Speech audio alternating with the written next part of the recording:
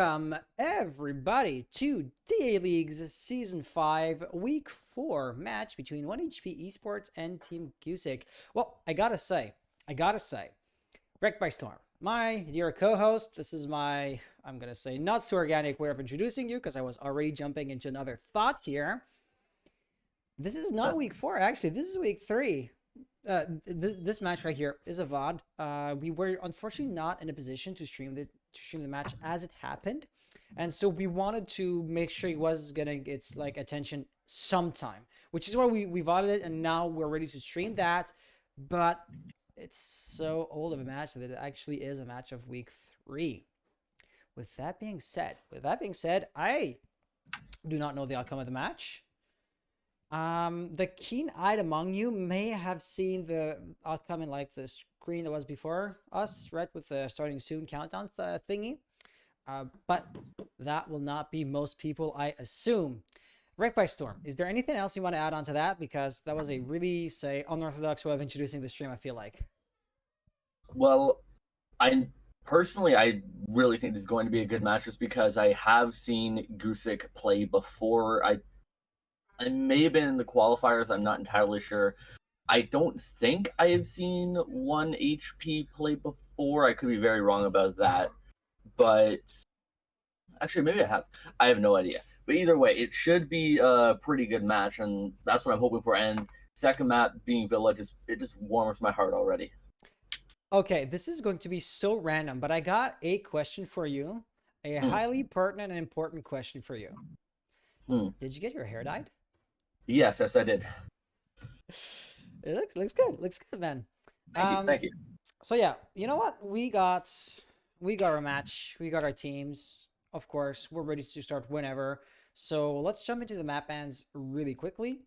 Our bans are going to be as follow, and I don't believe I actually have shared with you the camera so that you can see what the stream sees. Correct? Yeah, it is. There you go. Now you should see it. Okay, this is totally on me. That cat logo. I love that cat logo. Funny thing.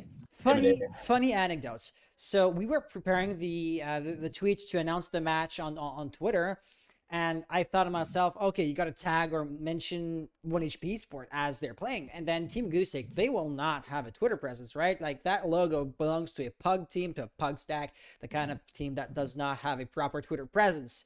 So I was starting to have the name without like mentioning them. And then I thought to myself, okay, let's just make sure to cover our bases. And yes, they do have a Twitter presence. Somehow they're not a pug stack. They're a legit org.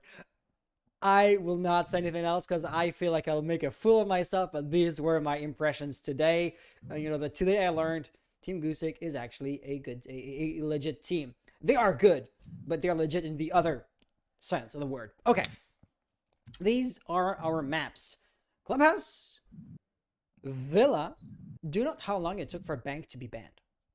I have yet to cast Bank since it has been reintroduced into the competitive map pool. So that would have been an amazing opportunity for us to do so, but the players decided otherwise. It happens. Moving on. The tiebreaker, if need be, will be Cafe Dostoyevsky. Hey, Oregon is not in the rotation. I'll be happy. I'll take that.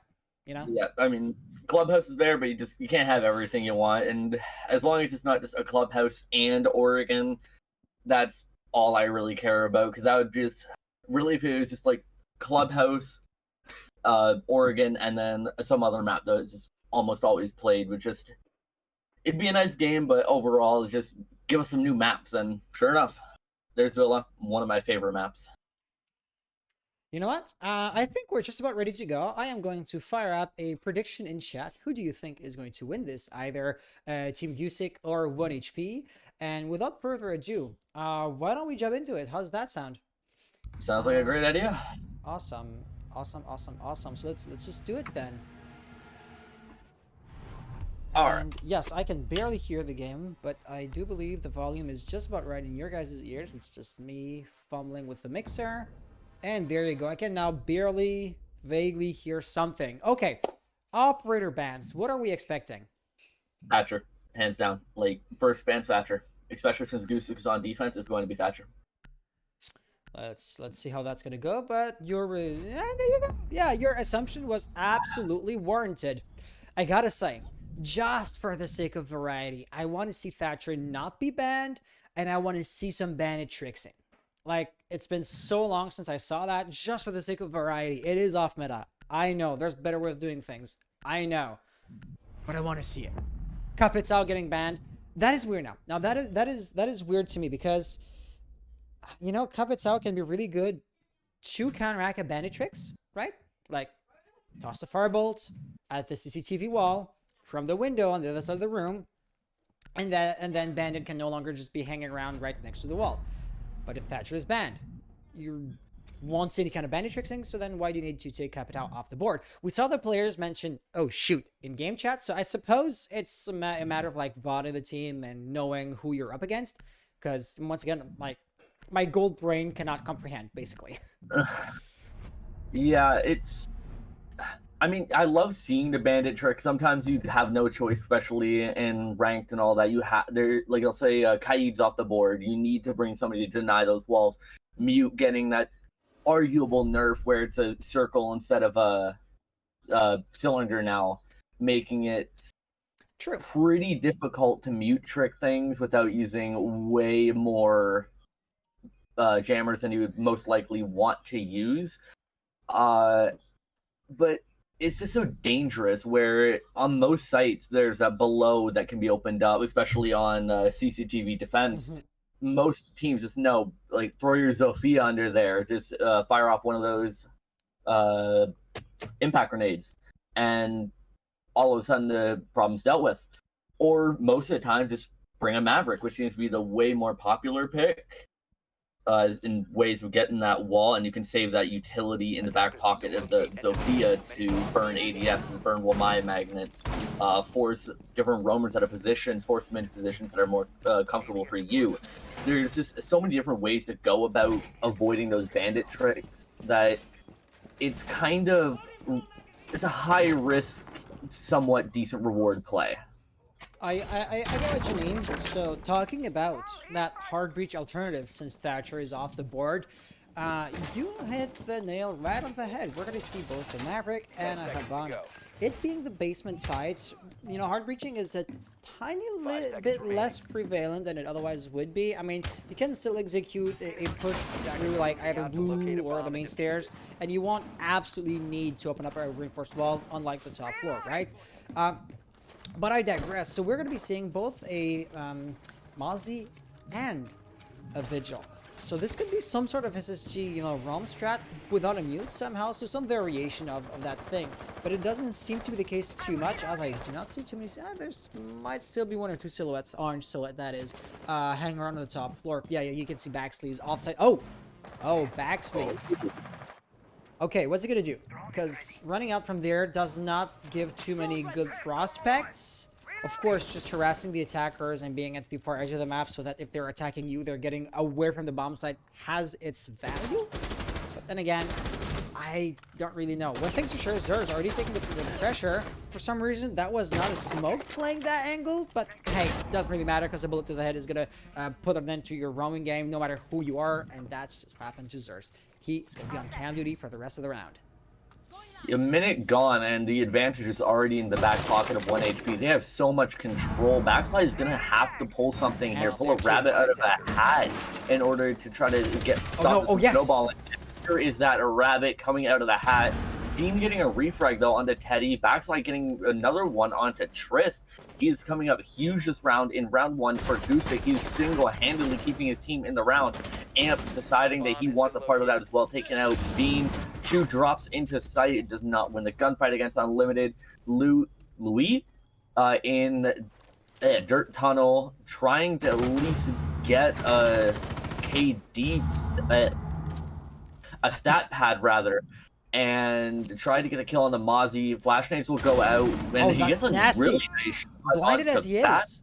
Just rush in, blind as. It's doable now. Okay, do it. No! But so no. Very close. Of course, there's gonna be somebody there to just hold off the angle. But you know, you are selling us a dream, and I was believing in you. This is the kind of clutch play that you kind of need in your when you're well, in a clutch situation. However, why is that relevant? Well, say your players were to be popping off that hard since the get-go. 1 HP would have won the rounds, no questions asked. So all you gotta say is it just them warming up? Because you never know, right? Some teams will have a slow or rough start, and once they're warmed up, they are good to go, and they will not be stopped by anything or anyone. 1 Yeah, HP. there's definitely teams that are definitely like that. So now the question becomes, am I just like spitting random hypotheticals, or is 1 HP truly one of those teams? I would argue 1 HP definitely are not to be trifled with. And seeing that, it might really truly have been a really slow start. Gusic here not going CCTV after winning in the basement. I suppose 1 HP will be thrown off guard somewhat by that. How much of an ace in the hole is that going to be? Yet remains to be seen, right? The CCTV being the, not CCTV, sorry, you're in gym bedroom, right? Gym bedrooms being a bit weaker to defend. You're gonna have to go there at some point eventually, regardless. So why not knock it out of the park pretty quickly and then go to your truly preferred bomb site? And any logic is valid, right? Because there's so many different ways, so many different valid ways to play Rainbow Six. But then again, I am not sure if I would have been doing that, being in Gusic's shoes, Yeah, most teams use it it's not their preferred site. They usually as their tertiary site. If they win their other two, just go ahead and go there because it's not the worst, but it's definitely not one of the top contenders. A nice shot from Bean onto backslide that shuts him down out of the gate this time, making sure he won't be able to get those roams. And the first pick happening within the first 30 seconds of the round. That should get a pretty good amount of pressure for 1 HP on their offense. Gusic will now have to play on the back foot, being a little bit worried that if they lose one more, being in a dreaded 5v3 situation with most of the round to go and so much time for the attackers to do whatever they wish. But the attackers are going to start to have to peel back these defensive lines of Gusic. The Miro window on the logistic office wall into construction. Pretty standard, but with some ADSs making sure that they can't throw grenades in there as a grenade goes flying in, dealing just a teeny bit of damage to both Zers and Teddy. Nothing that will put them out of the fight, though. I do want to notice that Amp is on the bottom floor roaming, likely to walk up the white stairs, and eventually, red stairs, sorry. Eventually that could be dangerous for the attackers, as an unchecked roaming threat in their backs can always basically halt a push. How well or how poorly is that going to go? It remains to be seen. So Trist, with the grenade from below, is not going to yield any kind of results. And, frag grenades are a really valuable piece of utility. You ideally would not want to get the kill or randomly toss them like that. And gets a kill, but does not press the advantage. Falls back instead, and that is going to be Chew. No, Chew with the refrag on the refrag. There you go. Back down to a 3v3 situation. Still very doable for the attackers, considering the time period and, just how much the defenses have been grinded down, Taking down those walls here and there adds up. Oh yeah, and especially with the kill onto Trist. Gusic now in the driver's seat, not entirely safe in the out of the clear yet. And they will have to do a little bit more, make sure that not to lose any heads, as I say that Zers is really starting to lose his head now.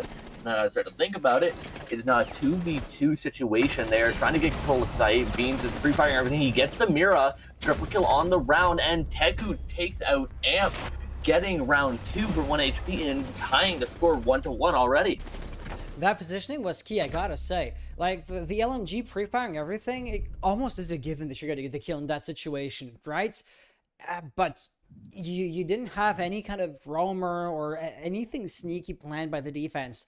They kind of had to be sitting there to defend the objective at the end of the day because the timer was running down. But just staying there and waiting till the LMG pre-fires you was not a recipe for success from Team Gusic's perspective, right? So what could they have done? I don't know. Like, once again, staying hidden wasn't really possible because the attackers were taking control of site and you want to prevent that. But, you exactly knew what Binyat was doing.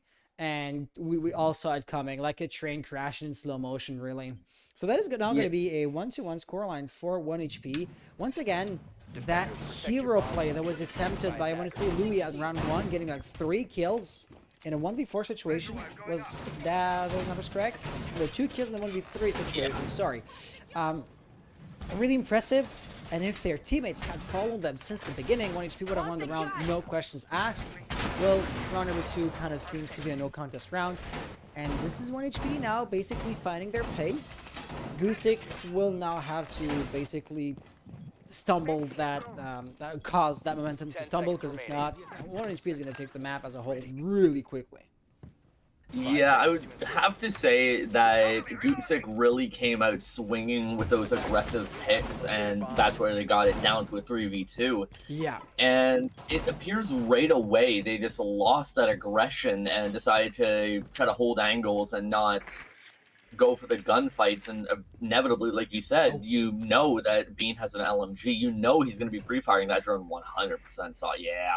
Yeah, there's no way. But, I mean, Almost. you're right. Last round, losing the first player so early on, shutting down the run game so quickly. And, you know, Baxley trying those aggressive things.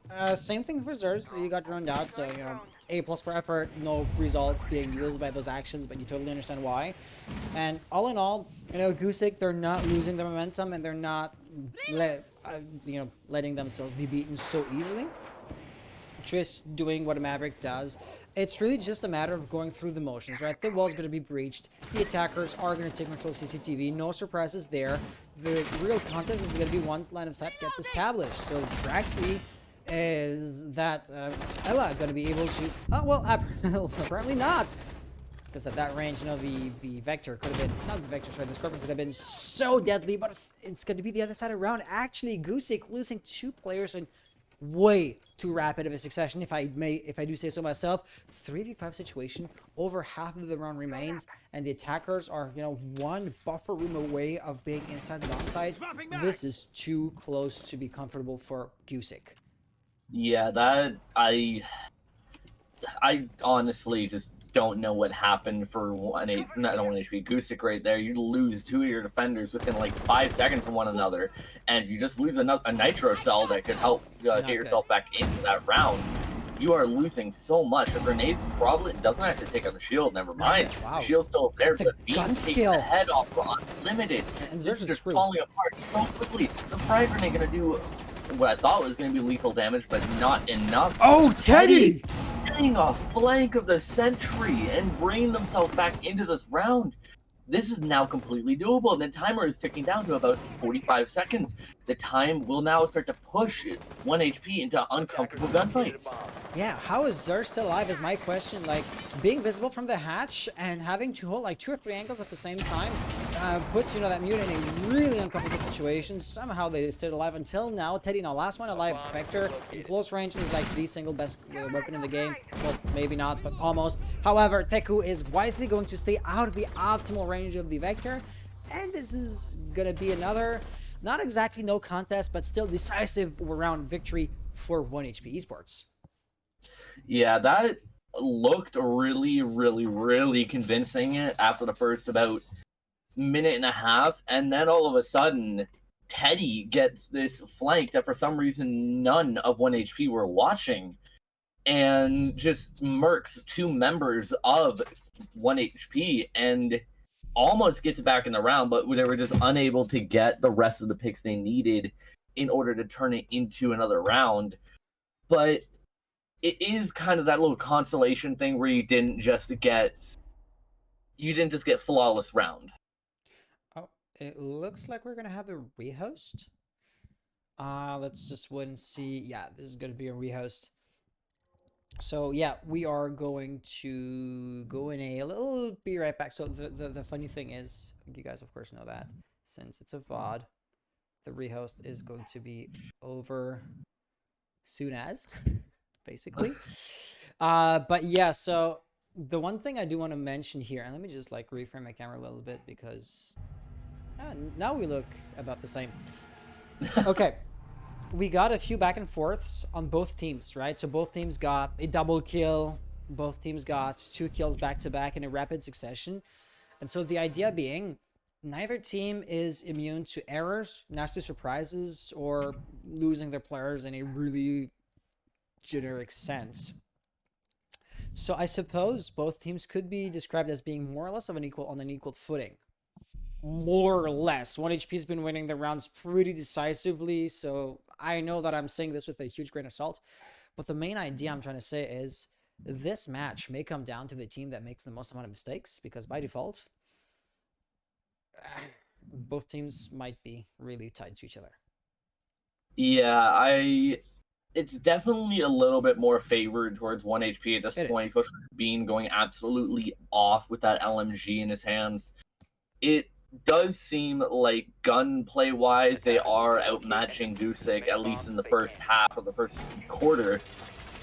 There is a bunch of rounds to be played. There's still a lot to be uncovered and a lot to be discovered.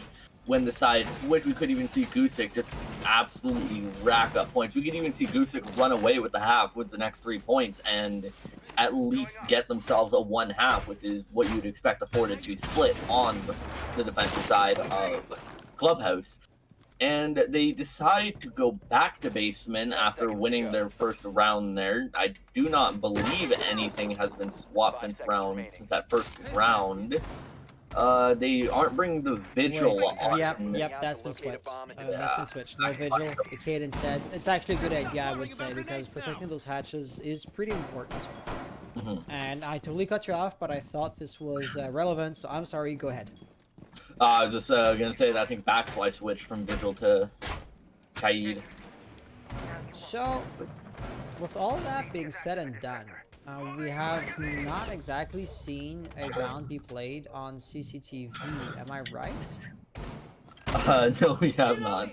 So this is why, I mean, the idea was you may want to go on gym and bedroom, because you're going to have to go CC gym bedroom eventually after hypothetically winning CC presumably being the favorite bomb site. But that logic just falls apart if you don't even go on CC, period. So yeah, Gusic having weird or unique choices there. Once again, it is probably something that my gold brain does not comprehend. I'm sure there's a natural logic behind that. Another difference or another logic is that we're not going to be seeing any kind of run unlike before. On run 1, it just did not work out too great. So I get why they would not want to do that. However, look at that. With no roamers, with nothing to slow down the push, Binyat already looking and presumably firing into the bomb site with over half the run remaining. The guys on the top floor in kitchen and the like are doing just the same thing. Some angle, of course. And here you have it. And being the only passive roamer of the round, Baxley, with a face-to-face gunfight, is going to be the first one to draw blood.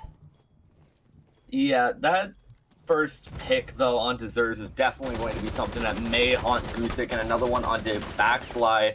That's most likely 2 nitros out of the back pocket of the side of Gusic. Unlimited taking a gunfight in the dirt tunnel, not getting flashed by that flash grenade, just trying to get ahead, not getting anything for it. Teddy getting a nice angle to the rotation onto one of the attackers, Zubi specific. Triss will also fall to Unlimited. Beanyot inside the site. There is a defender on top of the hatch. It is now 1v3 once again. Bean has it all to do. Will he be able to get it done? He will not get one for his efforts. Ant will close things out and tie it up 2-2. Nice attempt, nicely tried, I gotta say. I really liked how the attackers, 1HP, were trying to salvage this. Once they're losing so many players, they have to tighten the area of control they want to hold, right? And so instead of having somebody in the dirt tunnel and having somebody else in the kitchen area, they thought to themselves, I'm just gonna run in, and then the guys are just gonna drop through the hatch, and they were like basically shoulder to shoulder together trying to make this work. It was doomed to fail, unfortunately. That just left the roamers, control to the hatch to the roamers, who could just let death rain down on them. And of course, the guys on site also are going to be a major threat with different areas and, cross angles established. But all things considered, I really enjoyed the attempt, and thinking on their feet, just how quickly they reacted to the evolving situation was nice to see. Gusic winning another round on the same bomb site as before. This is worrying because now it might almost look as if it's not in the basement. Gusic's not going to win. Guess what? Due to the nature of Siege, they're not going to go into the basement again on this half at least. So following that logic, a 4-2 split in 1HP's advantage would not be too far-fetched, and that's something, as a Gusic fan, you would not be too happy about. That Kona station is just going to get shut down by the first guy to beat the construction. isn't it? Yeah, I don't quite understand that position of it unless they have maybe a shield or something to play off of. The Alibi does have a shield in hand. I'm not sure if she'll be using that in that location. That is very odd, and I honestly can't say why they have it there, unless they intend to use it maybe as somebody rotating behind that reinforcement on red stairs to behind the stacks right there. Backslide getting aggressive with the shotgun on Thunderbird, getting an amazing impact frag onto Bean Yacht to open up the round. That's your Zofia entry fragger gone, and that is also that LMG that he has shown himself to be extremely capable of gone. Chu taking some damage, to Teddy taking a little bit of damage in return. That's an amazing angle for Teddy to actually be able to hit from that far. I guess the 1.5 is very good. Backslide getting a double on the round, taking out Trist with his Nitro Cell. Backslide and Teddy taking a little bit more damage apiece, but nothing that cannot be healed with a little bit of those Kona Station nuggets. And that's the beauty of the Kona Station compared to Doc. The Kona Station have an unlimited potential of healing potential. So you could be down to your last slither of health, and you know the Kona Station are never going to be out of ammo like Doc's Simpest would. Thank you getting a nice kill here. So you gotta start dwindling down the defender's numbers, because you know Baxley is doing just that to you guys, and it's not a sustainable rhythm that we have going on right now. Just juggling those Kona Stations, you love to see it. The defense itself is still pretty, you know, tight around the bomb site. Now that Baxley's back on site, there's Amp in that area right here, droned out, and in a cul-de-sac room. There's no way he makes it out of there alive. Chu finishing the job, and Teku also taking Amp down. So just like that, 1 HP once again have the man advantage, but look at Baxley's positioning with the shotgun at that range. If you were to peek into the doorway without being too cautious, that could be a nasty surprise. You know, turning attackers into minced meat is not too good for 1 HP and their prospects of winning the round. Bomb located by attackers. However, That's pretending. No, he has to know. He saw him, right? There's no way he didn't see him. There's no way. I'm not 100% sure. He looked at him, then turned around and just paused. Yeah, look at the way he's standing. He has to have seen him, just pretending like he didn't. However, What? however, that's a quad kill. Is that gonna be an ace? Oh, wait, Teku, don't fall victim to an ace. Now at that range, the shotgun, not even the shotgun. Ace for Baxley. There you have it. What? I am in shock. Did the Yana not see him? I thought the Yana hologram straight up stared at him and turned around and then paused to pretend like he didn't see him. Unless maybe they did see him and they just didn't expect him to push out like that. I'm just in awe. Regardless, they had to be close at close range, because that shotgun did not go off 2 or 3 times for that second to last kill, right? So how would you not know? How would you know that he's there, but then still be that closely in ranged? It's my fault as the past observer that I missed those kills, but nice ace there, I gotta say, with the shotgun on top of that, right? Because you have to be so good with your positioning, because the shotgun at a longer range will not make you any favors. So you really have to pick your gunfights, you really have to pick your mobility, your movements, and your positioning. And I gotta say, Baxley did that perfectly. And look at the kill feed, or the score right now, 6-1 kills wise. Granted, there was a rehost involved, so you are not getting a full picture, but that partial recent-ish picture is looking really strong. And yeah, like you said, the shotgun paying no favors to anybody over about 5 feet, since it's not Ella's shotgun, and you can't just spam that halfway across the room and still do like 30 damage a hit. That was incredibly impressive, using a gun that a lot of people just look straight past when they play Thunderbird. Normally people say, you know, I don't want the shotgun. I'd rather have a fully automatic assault rifle in my hand, which I believe is only one of 3 on the side of defense: Jaeger, Mozzie's Commando, and the Spear 308, if I'm not mistaken. I sounds about right to me. Yeah. Was that little ledge thing that the Sledges jumped down to always there? Yeah, it's, you know, look at the angle, how narrow it is. You really can only cut off an angle if somebody's running up the stairs, and this is the extremely specific and niche angle that you can cut off. Which is why, you know, as far as the push itself is concerned, there's no value in holding that.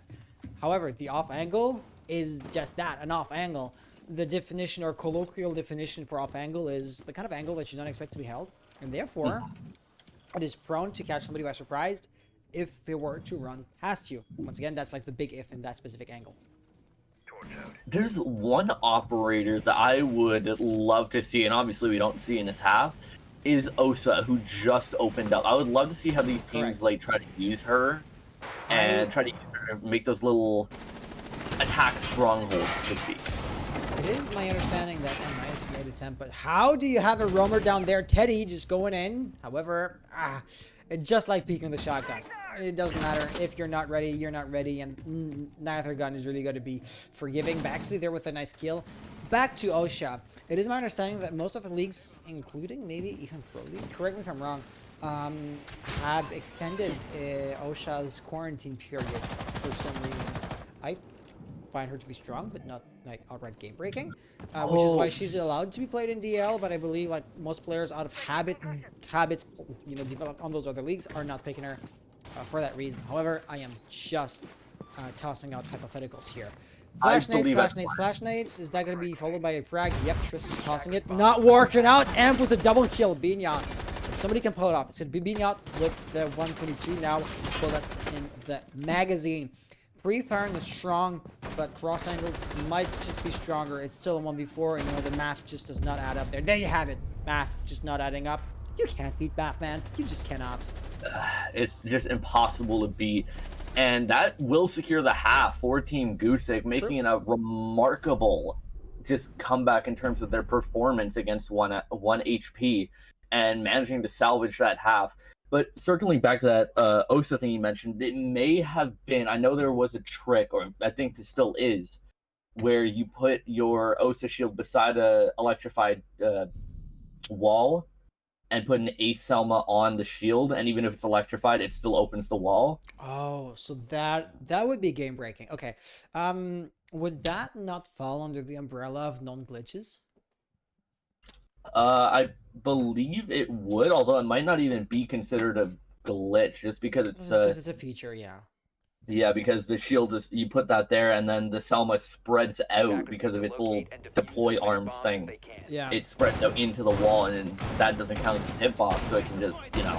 I get what you. Yeah, I totally get what you mean. For example, if I was just to dig up ancient history, at some point there was this, I'm gonna say with heavy quotation marks, feature in the. Oh, Triss, shoo! So speak of the devil, Maestro could put an eagle eye on an alibi charisma, right? That's of course a bug. But hey, yeah, Triss with low HP, unlike previously, there's not going to be a Thunderbird that plays. And this is really not looking too great because you can just like run from one Kona station to the other. Not the case here. Yeah, that, oh wow, that's not going to be how you want to start that round. Triss is on 20 HP, and honestly, I think he's lucky to be alive. That looked like it very easily could have been a headshot if he was aiming 1 millimeter up. That distance with a shotgun, no less, absolutely, yeah.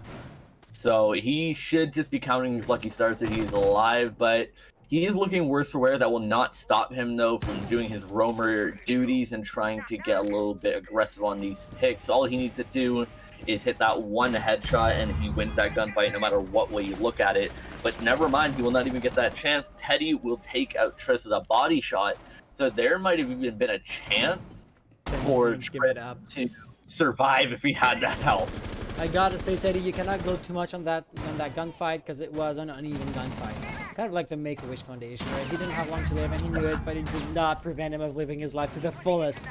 Okay, poor analogies put aside, you already see Louis being pushed back surprisingly early into the round, right? Roughly 2 minutes remaining, already using up the smoke canisters is pretty good, is a pretty good tempo for the attack. That off angle can be interesting, but you know, people are dying here and there, so I suppose they're gonna need to lose attention elsewhere. In the meantime, Teddy and Theku both with a kill. Louis goes down. Theku, last one alive, getting the triple kill. What? Oh no, that's Amp. Sorry. So yeah, Is it going to be a Deku Ace this time around? Nitrocell is not going to hit anything. To the left side, to the right, there's going to be a few silhouettes. Diffuser being planted, the grenade forcing him to pull back. However, instead of using the opportunity to rotate, he's just going to wait it out and pull back in. Right there, you seem to know where it's getting planted. Oh, not hitting too many shots there. That's not looking too great. At this point, they know where he is. There's nothing that could have been done, unfortunately. Oh, and they also had full intel to that Evil Eye. Okay, with that kept in mind, nobody was watching the Evil Eye. What? The light wasn't even blinking? Guys, come on!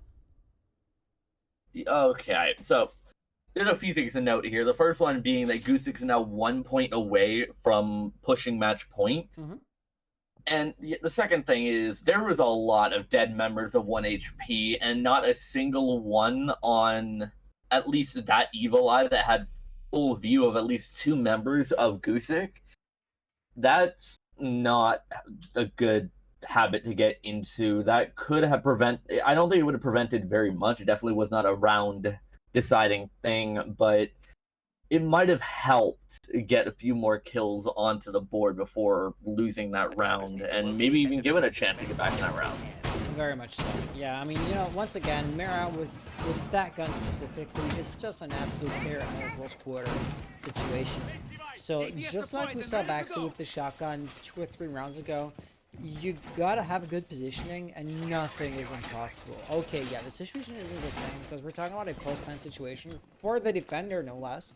And a 1v4 instead of being like everybody's shooting at everybody and it just so happens that the same guy gets every single kill. I totally get that. But the one thing that that was Chu, right? That Chu had going for them, that Baxley didn't, was the Evil Eye. And you just gotta blame your teammates for that because they did not hold that once again. Okay, instead of reminiscing on the past, let's talk about the present and possibly the future. Unlike Gusic, 1HP are not scared to go on the top long CCTV relatively quickly, and their composition is going to be interesting. I see a Mute and a Bandit. They're really going to protect their reinforced walls as much as possible, but what for? Because Bandit forces electrifying the main CCTV wall. But then again, where are Mute's jammers? Because, you know, the garage would have been an easy or obvious pick there, in my mind at least. Yeah, and a good pick from Bean onto Unlimited to start out that round. A lot of damage dealt to the members of 1 HP, though.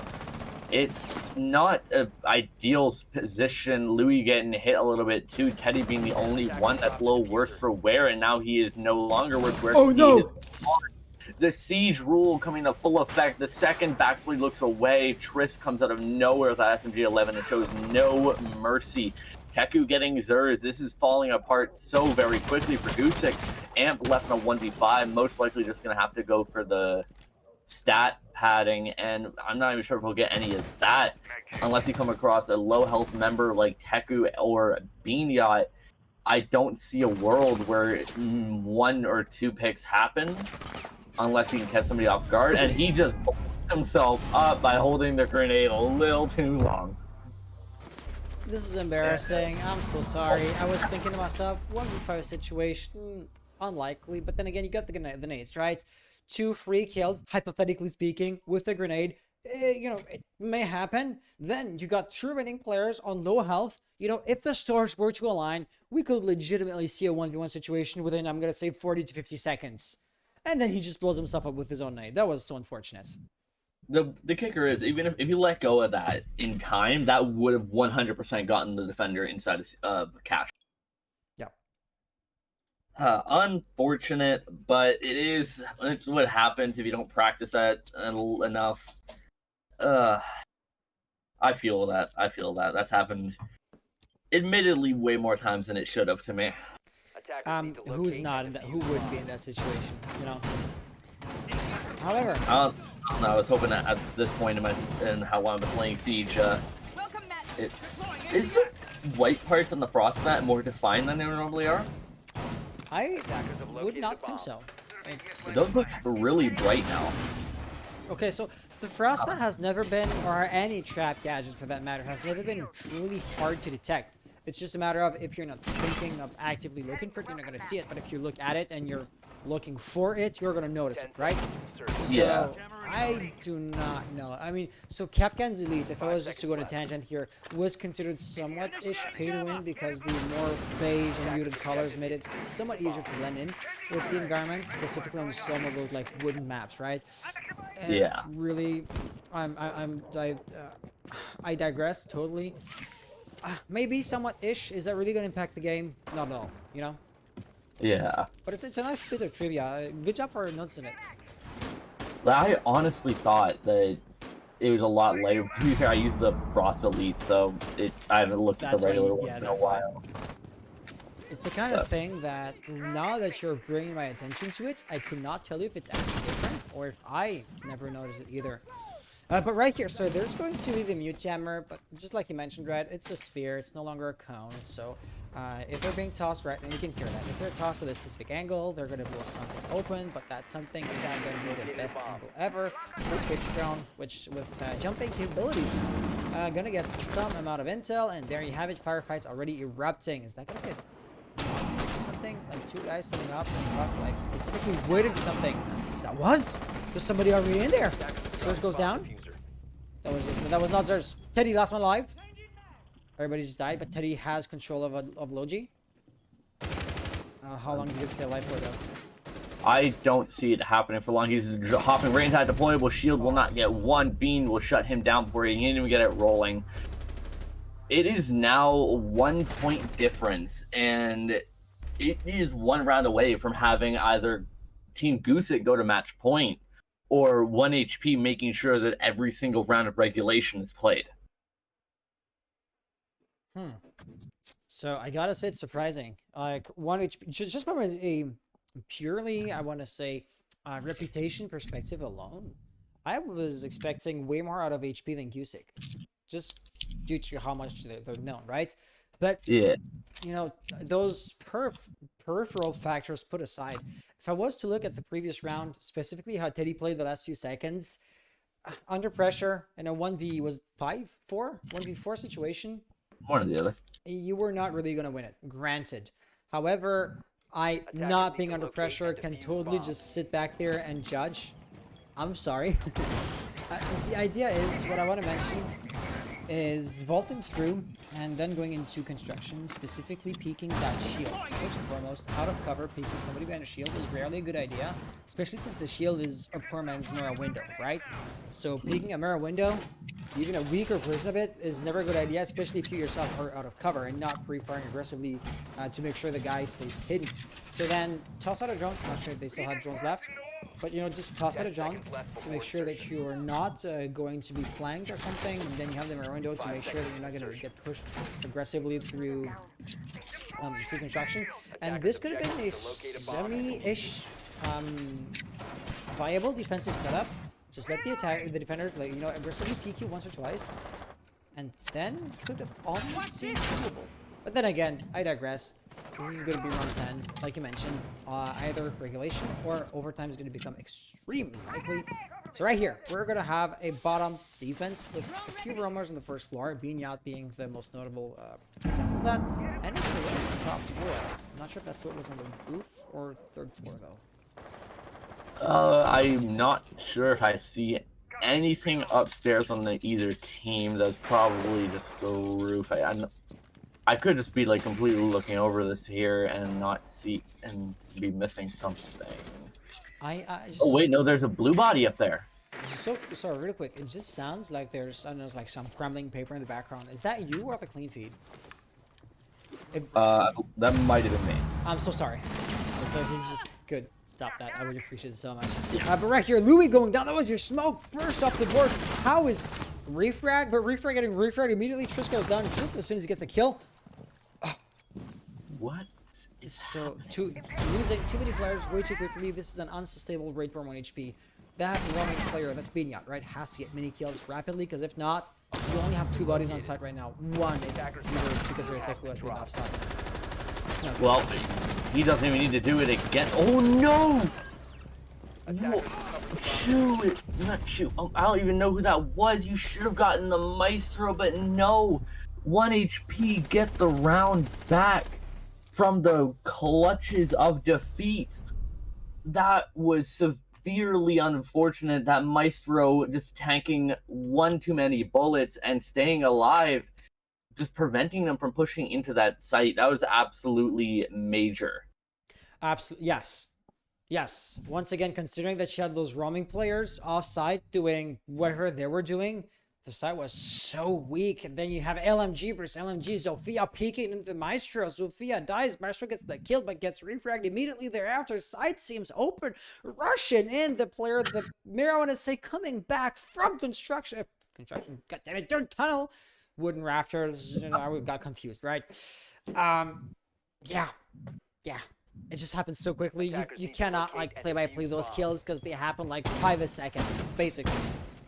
Yeah, I was just trying to see like who got who and who the Maestro killed, but it's just, there's so much stuff happening. I was trying to keep up. It just, my brain just shut down and overloaded. Like, these rounds have just turned into bloodbaths at some point. Most of the time, very early on, where you see like 3-4 picks within the first minute, and all of a sudden the rest of the round is what you would think slows down because there's not many players on the board. It just picks right back up, and everybody's just throwing their lives on the line trying to get these peaks. And this is what happens when two aggressive teams go up against each other. Nobody wants to give an inch because they feel like if they give that inch, they're gonna give a mile. Yeah, it really is just a slugfest, and the question is, how heavy of a hit can you take and still be standing, right? Because losing 2 or 3 players in just half a second is gonna have a toll on your morale. Add that up round after round after round. The good idea, or the good news here, is that, you know, those mistakes that lead to this impressive double, triple kills happen on both teams, right? And so neither team's morale is being eroded on a, you know, different, I'm gonna say, like, scale than their opponents. But really, the small and seemingly inconsequential details are going to make a world of difference because everything else is tied. It is 5-5, you know?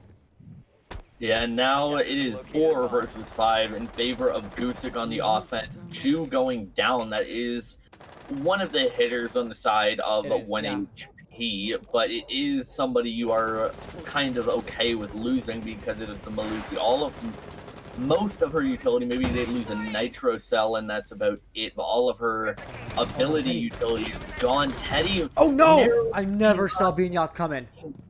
Oh no, Binyat having amazing positioning and saving whoever that was on the rafters from a certain demise. I believe that's probably Triss. Yeah, Triss, yeah.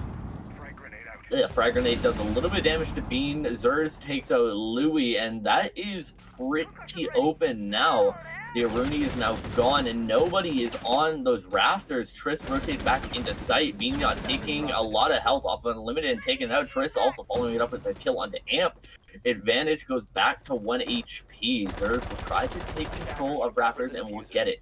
They're trying to wrestle this back from the clutches of defeat once again. Backslide getting a kill on the Triss to even it out. It's now 2 versus 2 in a very, very delicate dance. You have the 2 German operators versus Yana and Zofia. All 4 operators in this that are left, rather, all very capable of fragging off of one another. Backslide taking a lot of health and Bean taking a lot of damage too. It is just shot for shot here. Zers and Teku are both extremely healthy and ready to go. They look to try to maybe get a plant here, but Zers will go down to a headshot, triple kill in the round for Bean. The LMG go burr and take out a little bit of health on Teku. Binyat being very worse for wear. I'm going to guess the nitro is about to come from below. Yeah, it is. I feel like I'm going to lose my sanity here. It's just a matter of time. Did you notice that ebb and flow? How often did Gusic either win or lose the upper hand in the round? Like, it's just insane. You get the first kill, and then 1 HP gets 2 kills in rapid succession to then gain the upper hand, and so back and forth, back and forth, back and forth. You can never assume the status quo to hold. You always have to be so attentionate to every single detail, because anything can turn out to be major later down the road. My brain is overloading. That's all I gotta say here. This match goes down to the wire. We love it, but goddamn, is it exhausting on our end? Normally when a team goes into a 3v5 situation, it most of the time, 9 out of 10, it goes into the favor of the team that's in the 5. But it seems like every single time we've been in a 3v5 or something like that, it always gets swung back to a point where it's winnable for the 3. And it's hella entertaining. Like, it's amazing.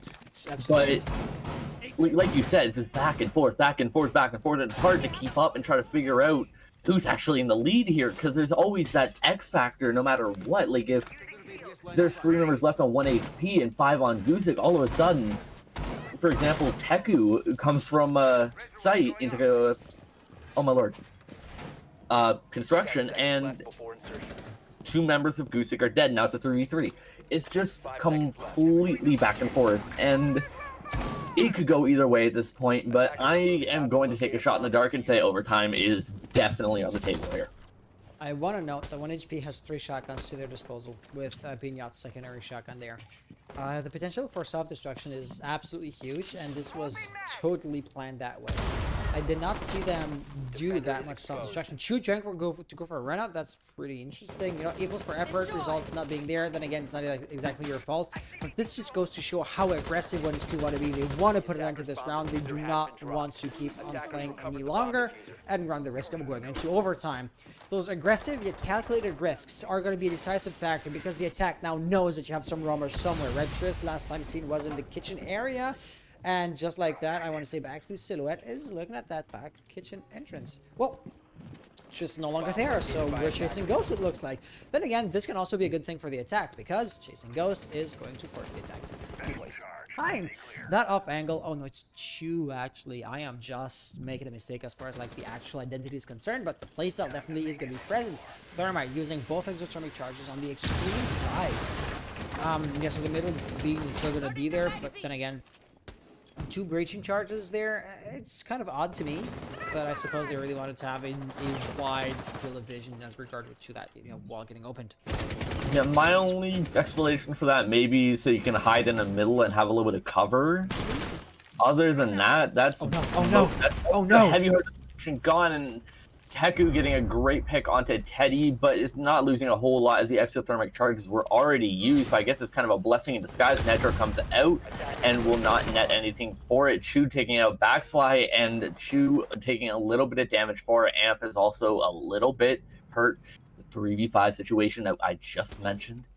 Can Gusic turn it around to get themselves to overtime? I wouldn't expect it, but we keep on seeing these things happen. The Zofia stun grenades to come out onto the yacht, and it will not stop him from putting a lot of damage down range onto Unlimited, where he will now be 1 or 2 bullets, but he will get a little bit healed. Teku getting another one. Oh, and Unlimited going off as well. It's now a 3v2. Will they be able to bring this back from the jaws? They get another one. Is now 1v2. Unlimited has it all to do. Can he do it? 30 seconds. So much time available for this kind of situation.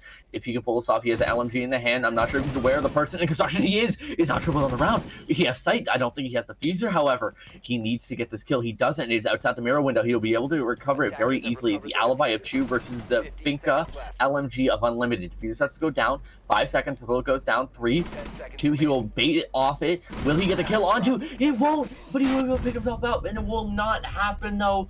Chu closing out the game for 1 HP, map 1 for 1 HP. Did we talk about the back and forth factor here? Because if we didn't, that was a living example of what we were talking about 2 rounds ago. The back and forth so impossibly random. There's no way to predict it. There's no way to know what's going to happen. And there's really absolutely no way that you guys are not entertained at home. 2 guys with the LMGs, if there's something that can pull a clutch situation out of their hat, it is a pair of LMGs. And goddamn, did they ever try. That Zofia just hammering at the Jaeger behind the mirror window there until the narrow off angle ends up hitting the shots of the toe, needing 7 or 8 bullets to kill them. But you don't care, it's an LMG. Similar situations 2 or 3 times in a row, they were grinding down those defenders, making minced meat out of Gusic. That was beautiful to see. But eventually, at last, the Temur was running down. She did not have a diffuser, had to run around and get it. pros do fake apparently, because they did end up taking the finger off the button, and then the choice was no longer the attackers. The choice was no longer, who was that player? I don't remember. Sorry, the choice was no longer theirs. They had to play the deathmatch situation, and both teams knew exactly what that entailed. You gotta peek the defender, not peeking if unprovoked. And this is going to force the attacker with the slow, unwieldy LMG to have to peek you. You don't want to be in that situation. I gotta say, the one thing that she had going for her was the fact that she was playing Finka. So if you're boosted, that slow and unwieldy LMG, wow, is a bit less, heavy and slow, but that was not a tool that hasn't actually been used. So tell me, should we want to take a 5 minutes break in between the two maps, or do we want to go right into it? I'm personally good. Okay. Well, how they say. Let's just keep on going in that case. Now, my only question would be, we did see that the Finka get down, and she was able to pick herself back up. I'm not sure if maybe the Finka surge was still on a cooldown from when she used it on the window. I don't. Maybe. I feel like maybe she could have given herself a little more juice and taken away her recoil temporarily to give herself a better advantage in that 1v1. It's kind of one of those things where you're thinking about and thinking maybe, like, maybe that could have changed the course of that. Maybe that could have sent us to overtime. But you can't just dwell on those decisions unless you're just going to eat yourself up completely. But going to the bans of this next map, Thatcher being banned, no surprises there. Gusic taking away the Zofia, that 1 HP we're absolutely amazing at using. Bean making sure that the enemy team knows that he is not happy about losing that LMG. I gotta say, the all-chat game of these players is absolutely strong, and this just adds a level of spiciness to the game that you otherwise wouldn't have. I kind of enjoy the banter as long as it remains, friendly, because you do want to stay sportsmanlike, but so far it's absolutely the case. So I'm just talking about hypotheticals. I gotta say, Echo was not banned in the previous match, okay? And so the idea is, Echo was not the kind of operator that is outright OP, and thus that you would want to ban, every single game. By that token, Echo being available but not being played by that was 1 HP banning, so by Gusic, the question then becomes, visibly, Team Gusic were not just being too annoying with that, just like the reason why they banned Zofia, right? And so those are like the two reasons why I would see an operator getting banned. Either the operator is too good, period, or it's a target ban specifically aimed at a player in particular. But neither of those two hypotheticals kind of applied to the situation as I've dissected it. So why is Echo banned? Once again, many a thing just eludes me on Rainbow Six Siege. So there's absolutely logic behind that. I just do not grasp it, basically. Now, there is a chance that maybe they had an analyst beforehand take a look at the defense of Gusic and saw that they maybe on this map heavily rely on an Echo. They use that Echo in ways that will be very annoying. And on most sites, there's quite a few places where you can hide those drones underneath something and just have it scurry out in those last dying moments of the round just to deny a plant or even just give information. 10 seconds. That could be the case there, or it could just be a comfort ban where they don't exactly know who else to ban, so they said, you know what, we don't want to play against Echo. Bye, Echo. Why not? Yeah. Yep, that absolutely does make sense. Looking at the situation right here, so we're gonna go into the kitchen area. 1 HP, kind of pulling a Gusic, because kitchen is a weaker bomb site to play, and that run out by Trist is bound to get punished. First blood in an absolutely stupid way. I'm sorry, Trist, why would you run out like that? I mean, I get the idea, creating on the side that you couldn't get from being inside, and you run out to get a kill. But really not rushing out with the Oryx. You're not gonna have your gun up, and they're actually waiting for you. That was bound to fail. I'm sorry.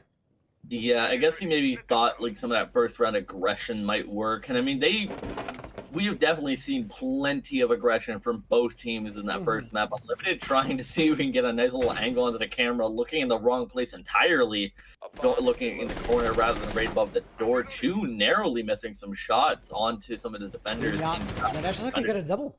They're bunched up. Yeah, okay. He fired off some shots. The drone saw him, however, which means that there goes the element of surprise.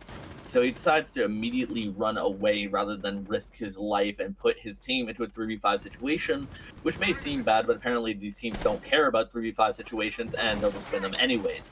So, I mean, it wouldn't be the end of the world if he goes down. However, it's already, as I say, a 3v5 situation. Not anymore, though. But you wouldn't want to lose any other players, even if it's not the end of the world to lose them, right? Both Teku and Louis being on low HP, I don't want to, you know, extrapolate and say that the entire round hinges on Chu, but it's going to be truly easy to take both of these remaining operators off the board to then truly create a situation where Chu isn't has to be the clutch factor. Boosted by Finka, is this because they wanted health or because somebody's truly rushing and they wanted the extra speed and recoil buff? I don't see anybody rushing in, so probably was health, right? Yeah. I'm going to guess it was for Mr. B because he was not looking very healthy indeed. So they probably just wanted to juice him up a little bit more for what chaos is about to ensue in probably about 20 seconds. They will need every single bit of help they can get. The flash grenade gets caught out by the Lime magnet and it won't do anything, and Chu will take a little bit of damage. That's so much more damage done on to 1 HP. Another surge will get the members of Gusic really high health. Amp will get a double in the round, but immediately get shut down by Louis. He will not get past the ARX of Teddy, though. Round 1 goes to Gusic. So Gusic won the first map. Let's not forget about that. The idea being, if they just keep it up, it could be a pretty quick series, considering how close the first map was, you know, proportionally speaking. Now, to note, 1 HP kind of needed a few moments to collect themselves because they had a slow start on the previous map. How slow of a start is it going to be this time around remains to be seen. But yeah, Gusic going strong. I gotta say, was it Louis? You know, was Triss running out like a madman, being punished? You could say that both teams were really aggressive to respond. I actually wanted to respond to that last time around. However, things ended up happening in the round. Both teams being extremely aggressive. You could argue the team that is the most aggressive wins, barring that aggressivity being a stupid mistake like a dumb run-up, right? I feel like this could actually be an apt description of the game. Yeah, I really just comes back to where I remember you saying the team that makes, it could be the kind of thing where the team that makes the least mistakes wins. That run out was just a major mistake and was definitely the case of let's try to get a free pick here. And well, I have seen this Mira set up multiple times before. How many times it's worked though is a big question mark, because if you lose that hallway control, both of those mirrors can get shot out immediately. What is that Vulcan shield too? Because it's looking into 90 hallway, and you have your backs to the main stairs. Another really odd, in my mind at least, another really odd kind of position, kind of placement from the defense. They seem to know what they're doing. I mean, just like you mentioned, it is a legitimate strategy, not something that's just being tossed out there at random. How well does it work is like the elephant in the room. Binya making it work though. There is a yellow ping, definitely drone feeding intel, and Louis just hanging on to life. Teddy will make sure Bean doesn't hold on to his life and take him out of the game before he can do any more damage. Chu and Louis both getting absolutely annihilated, but at least Louis has his life. And that's a double on the round for Teddy. Unlimited taking out Teku, and the shield that we mentioned is coming into play there. It gets detonated, a little bit of damage on the Triss. I don't think it'll be able to reinforce that rotation, which normally you want to reinforce the second you lose that hall, but that will not be a choice unless they can get backslide, which he does. Will he get falls with the rotation? It's now 2v2 again, because the numbers apparently just don't matter in this game. Louis will manage to take out one of the members of Gusic, despite being on extremely low HP. They will. The health does favor Gusic, and there is a surge in the back pocket of Unlimited still. There's still so much time left in this round. There's still a minute and a half, and there's only 4 players alive. You just know it's not going to go into the last few seconds of the round. There's going to be a kill here. It's going to open up the map either for the part of the defense or the offense. Frag and reflex situation. Louis, with the smoke canister, could get a kill without creating a line of sight. Unlimited could just start checking an aid, and Louis would have nowhere to run. This is like what happens. They both think of the same thing at the same time. Oh, wow. If Louis threw that a little bit sooner and managed to run away... It's stuck to the... To the oh no. Regardless. That might have been just because he did see that frag grenade come in there and just maybe just tried to run away and accidentally, while he did that, just flicked onto the door as he was turning it to run away. I don't know, but that was very close. And if Louis had been on a little bit more HP, there might have been a chance. There might have been a world where he survived that frag grenade and got that smoke canister back and absolutely annihilated Unlimited. But that was not what happened in this universe. Maybe in a different universe. Man, I hope Parallel Universe guy is getting the nasty kills. Generic ripoff of a meme I saw. Sorry, I had to make the reference that only I understood. But yeah, so the idea is, do you see how low both teams are? I mean, in the same situation, they go for the exact same play, right? So it really is going to be a matter, I'm repeating myself, it's really just going to be a matter of who makes the least amount of stupid mistakes, and that team is absolutely going to win. Once again, this running out was unfortunate. 1HP's defensive setup was somewhat dubious as well. I mean, once, for example, with the Maestro, the Vulcan shield, sorry. With the Vulcan shield in the middle of the doorway, burning, thus preventing the reinforcement of the wall you want to, the hole you want to patch up. Really unfortunate. Chu deciding that no planes should be here. Okay, question to you: is there an actual reason why you'd want to shoot them down, or just for general enjoyment? Like, can you find a drone in there or something? I think you can get a drone up there if you're careful enough to not to break it with your drone by jumping up there. But most players just shoot them down just for the hell of it. They just want to shoot something, and then they see the targets that can fall apart and fall down, so they're like, you know what, let's do it. Let's mess with the map. Trist is roaming. Out of everybody that could be roaming, why do you want to send a Kaid? I do not know.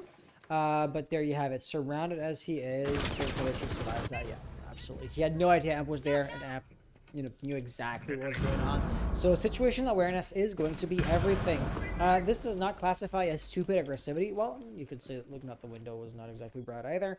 But yeah, once again, Gusic taking the lead, getting the upper hand early on into the round. However, this was just, the roamers. You can afford to lose your roamers. Ideally, they waste time. Ideally, they waste time. Of course, absolutely. But you still do plan on them dying eventually. So it's not that big of a loss, and of course your guys on site are going to be tough nut to crack. Benyat at the top of the main stairs floor, for example, and getting a nasty kill on Louis. Now this is going to actually hurt because you're smoke. Of course you want to keep alive to the later stages of the round, and that is the round that will happen. Catching Benyat whilst reloading the natural zone. However, this is diverging a lot of resources. Somebody with the natural cell, that's Teku right there, being out, looking into the staircase themselves. So Chu's the only one holding on to the back stairs, and this is exactly where the attack is coming in from. About pellets, this is interesting. Chu should have shut that down. And of course, now the advantage suppress has been lost. Every remaining defender has turned around, and as such, there's no longer any easy and obvious opening into the bomb sites. Yeah, if they can actually get that vault wall open, that's going to absolutely annihilate Chu's position. I'm not sure if it happened or if it was somehow denied. Well, I heard it blow. Yeah, that is going to be extremely dangerous to hold now. And the Yana backslide getting hit a little bit. Oh no. Nothing bad. Chu. How are you not? Why wouldn't you hold that angle? You just opened it, you're well aware. Unlimited anyways, refragging it onto Chu from a very questionable moment. Teku going down to a backslide. I don't think Bean will be able to help or recover. He will not gain a good shot on Amp. And then Amp Marty Dome with the frag grenade will take him out. That was actually a nice Kobe. I'm really wondering what Habana was doing. I totally agree with you. Habana was the one to open up the wall. So it's not as if you did not know either that or your short-term memory is absolute garbage. But then again, I'm just talking out of the wind here. That's not what actually happened for sure. So you have a Habana that breaches the wall, and she was not even looking at a drone or something. Like she had her gun in her hand, but was aiming at like the edge of the 90 hallway wall corridor thingy there instead of looking into hunting vault. Just like you mentioned, makes no sense at all. So Wasn't Unlimited there holding down that hall that she was watching? yeah, she was looking at the teammate, absolutely. So, which is doubly surprising.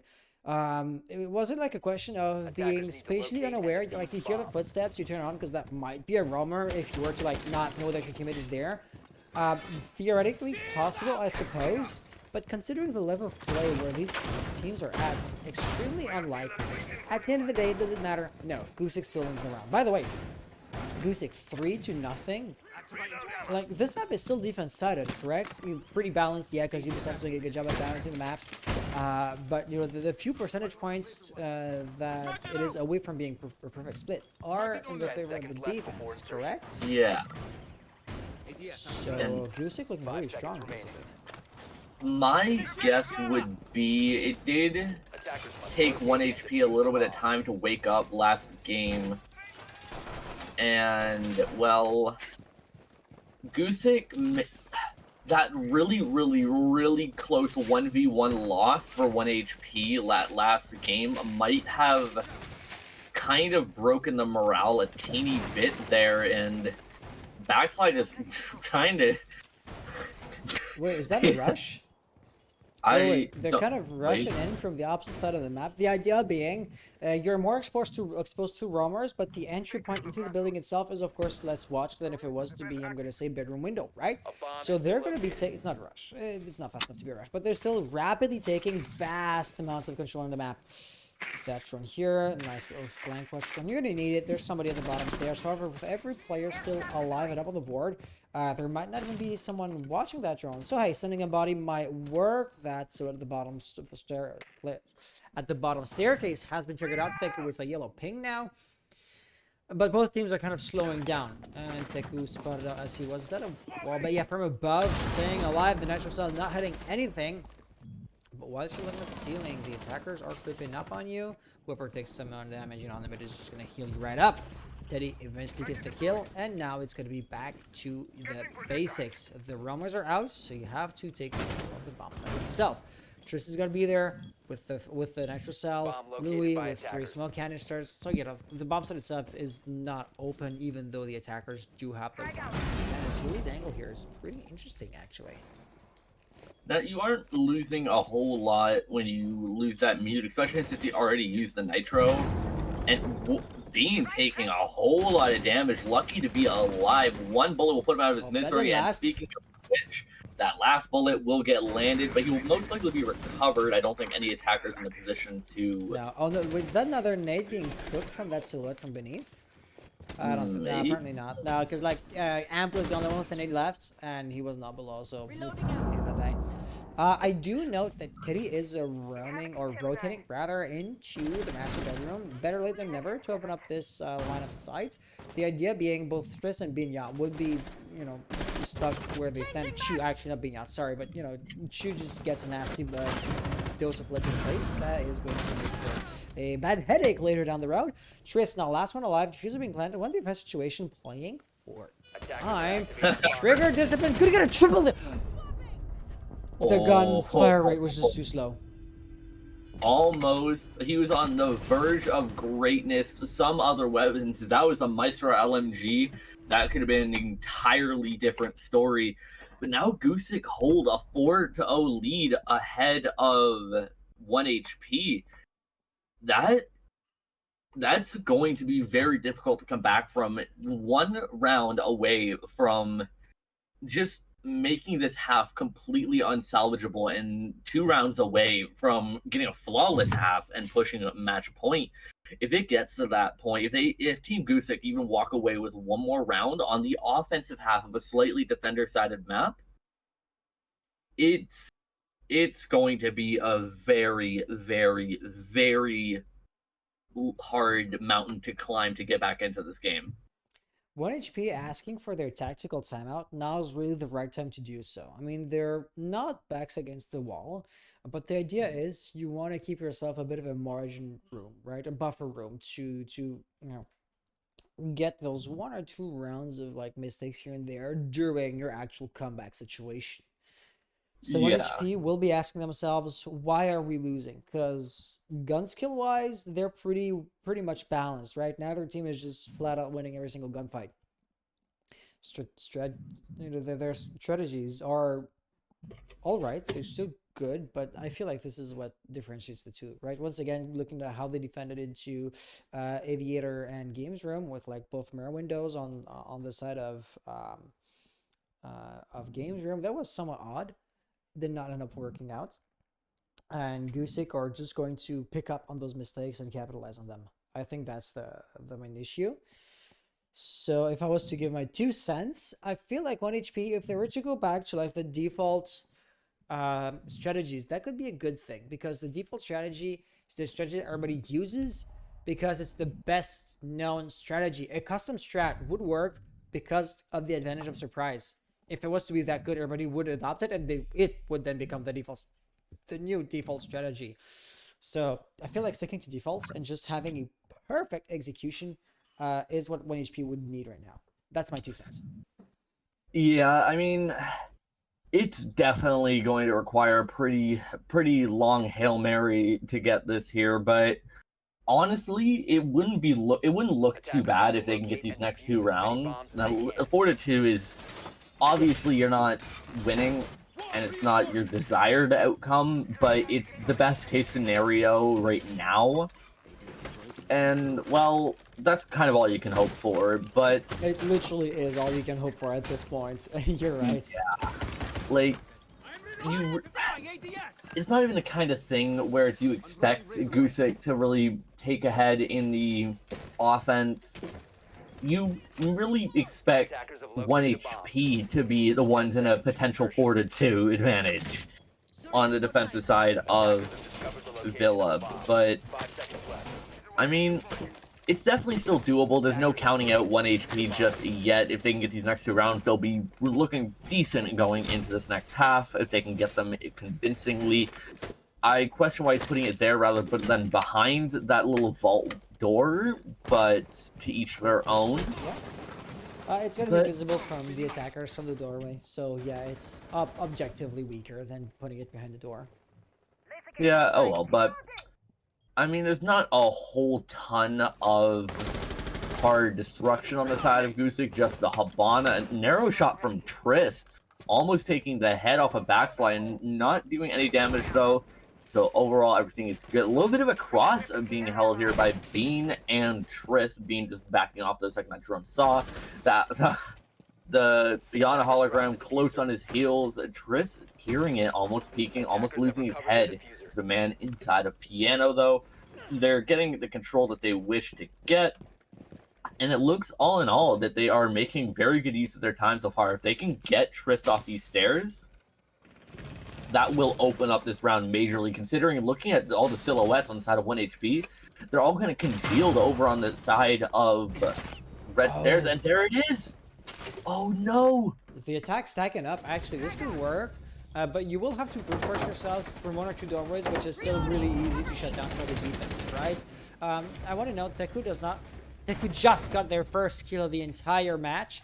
So this was kind of a weak link on the defensive side, and just like that, not gonna get a second kill, and everything rests on Louis' shoulders. In a 1v4 situation, National could get a free kill or 2. Hibana rushing. She had diffuser. This is not diffuser loss for the attack. Oh, doesn't matter. Teddy just gets the kill. Okay, could have been a major mistake. That was milliseconds away from making a mistake that could have highly cost. And now Gusic are up 5-0. That is not good. One more round, and they got a flawless half and match point on the offensive Villa. 1 HP. They're just. It appears that after that last map, their morale is completely shattered and destroyed. They can really kind of regain everything though and come back into this. It's just you're at this point you're trying to climb Mount Everest without your gear. Like it's a really tough mountain. Yeah, it's not going to be easy at all whatsoever. The underdog situation, it's always the same thing, right? If the underdog storyline was to actually come to pass, the tale that you can tell, is like so like legend-like.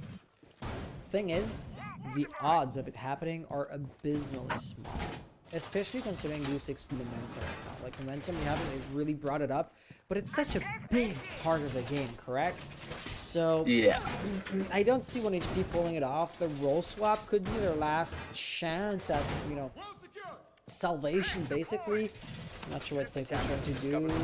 The idea Always is, trying to get up on the couch to put his thing up yeah, higher. I get the idea. However, it does not matter anymore because they open up, so you don't need to knife the thing anymore.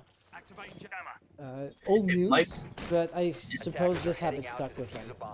It might actually be it can cover objectively a little bit more distance if it's in a higher location. Like you can Fair. cover both sides of that couch rather than just the one. Fair. But yeah, it's not nearly as effective because Is that a that's a rush. Aw, No. I Why was would you hoping it turn won't. left? Why would you? There's no roamer there.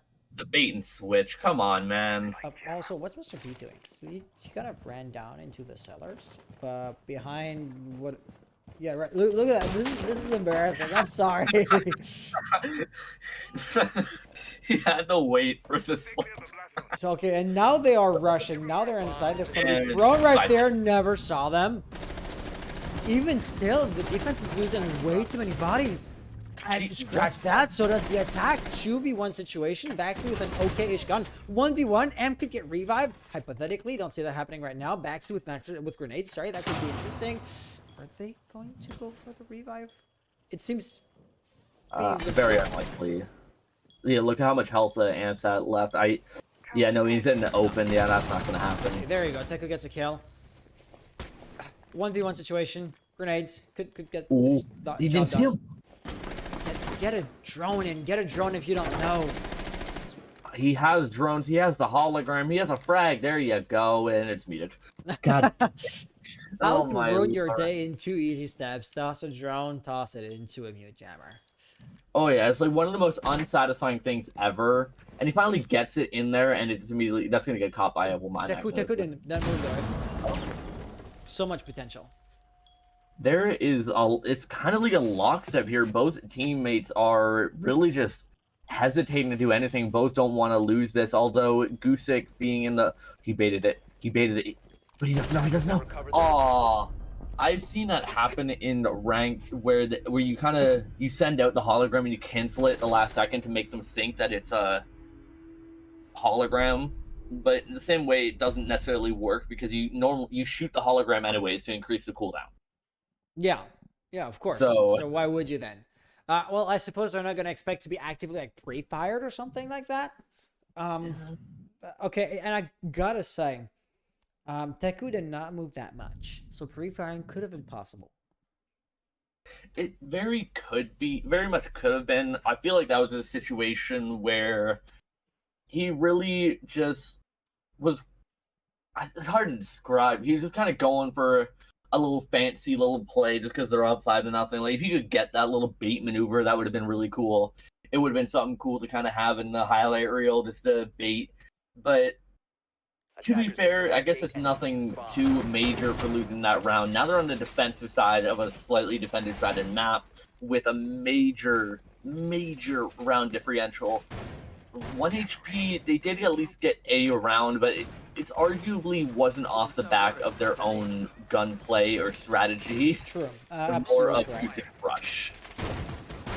So my question now becomes, at the end of the day, do not forget that 1 HP, they brought this into like almost overtime on map 1. I mentioned this because, and specifically because, if both teams are this side, this close to another, could you not maybe Attacker's expect objective and is to hope locate a for bomb and 1HP to do exactly what Gusic managed to do, and that is win multiple rounds on the attacking side, which would hypothetically, if both teams have the exact same track record, bring us into overtime? Yeah, I mean, I would hope to go at least that same distance as we did on Club. That would make things a lot more interesting, a lot more exciting, and I really just hope to see 1 HP instead of just laying down and taking this beating. I want to see them bite back. I want to see them really just start trying to go for these Hail Mary kind of desperation plays that could very well start to roll the momentum in their favor.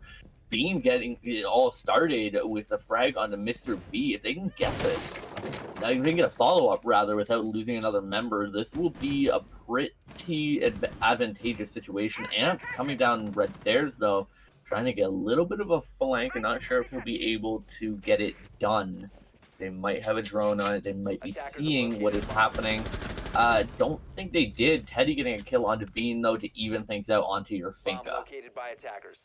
So it looks like 1 HP, we're going to get the early pick and then keep on going with the momentum. However, that got shut down relatively quickly, but the roaming game is not to be trifled with. Oh. Get not a double. That's going to be a frag and reflex situation. And just like that, I would be surprised if Gusic were to lose that round. I mean, they're defending. They just have to not let themselves be picked apart and isolate from one another. I say as long as the runner has to get back on side pretty quickly, but that shouldn't be too much of an issue. And now, how is cross angle is going to be established right now? How is Triss supposed to win that? And furthermore, hypothetically speaking, how is then 1 HP supposed to bring back up the 6-1 scoreline that we would suppose may happen? No natural cell. So if Triss wanted to play the try to plant the diffuser behind the bar game, that could maybe ish work. I would think that's what he would go for rather than go into his picks, or maybe he just wants a pick before he even tries it. Can he get it to down to a 1v1? This is too time costly. That's the thing. Oh, there he goes. Actually, he's going for it as we talk about it. No nitro will come out. I thought he was going to stick it for a second. I thought he would have. Is there a member of Gusic coming from behind him right now? No. Okay, he's on the other side of radiation. I wasn't entirely sure. That was definitely a flash.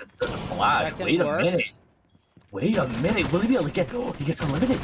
Can he make it happen? Amp in study rather doesn't land any shots. Triss is well aware of his location now. He has to push. He has to go for the pick in order to stop the diffuser. The diffuser will get planted. Don't tell me what. Okay. Oh no! Amp almost missing one too many shots to lose that. So close. Gusic pull ahead on the match point 6-1. Bomb defusing attempt. Now, oh my god, 1 HP. Back against the wall, no more margin for error. 1 HP with, figuratively speaking, 1 HP of collective health. Jesus. It is the 11th hour for 1 HP right now. They are backs against the wall. They lost map 1. They are 6-1. They have to win 5 rounds in a row without missing a beat to even get a chance of winning the overtime. I say this as it took them everything to win the first round, considering that Gusic made major mistakes on the 1 round they won. How, considering this analysis, how is 1 HP supposed to make any significant amount of headway there? They're not. They're just not. This kind of looks like one of those for fun picks, and probably is. But I'm just trying to think of the way this could be used. Backslide on the Pulse and Teddy on the Cav. What? Roaming duo?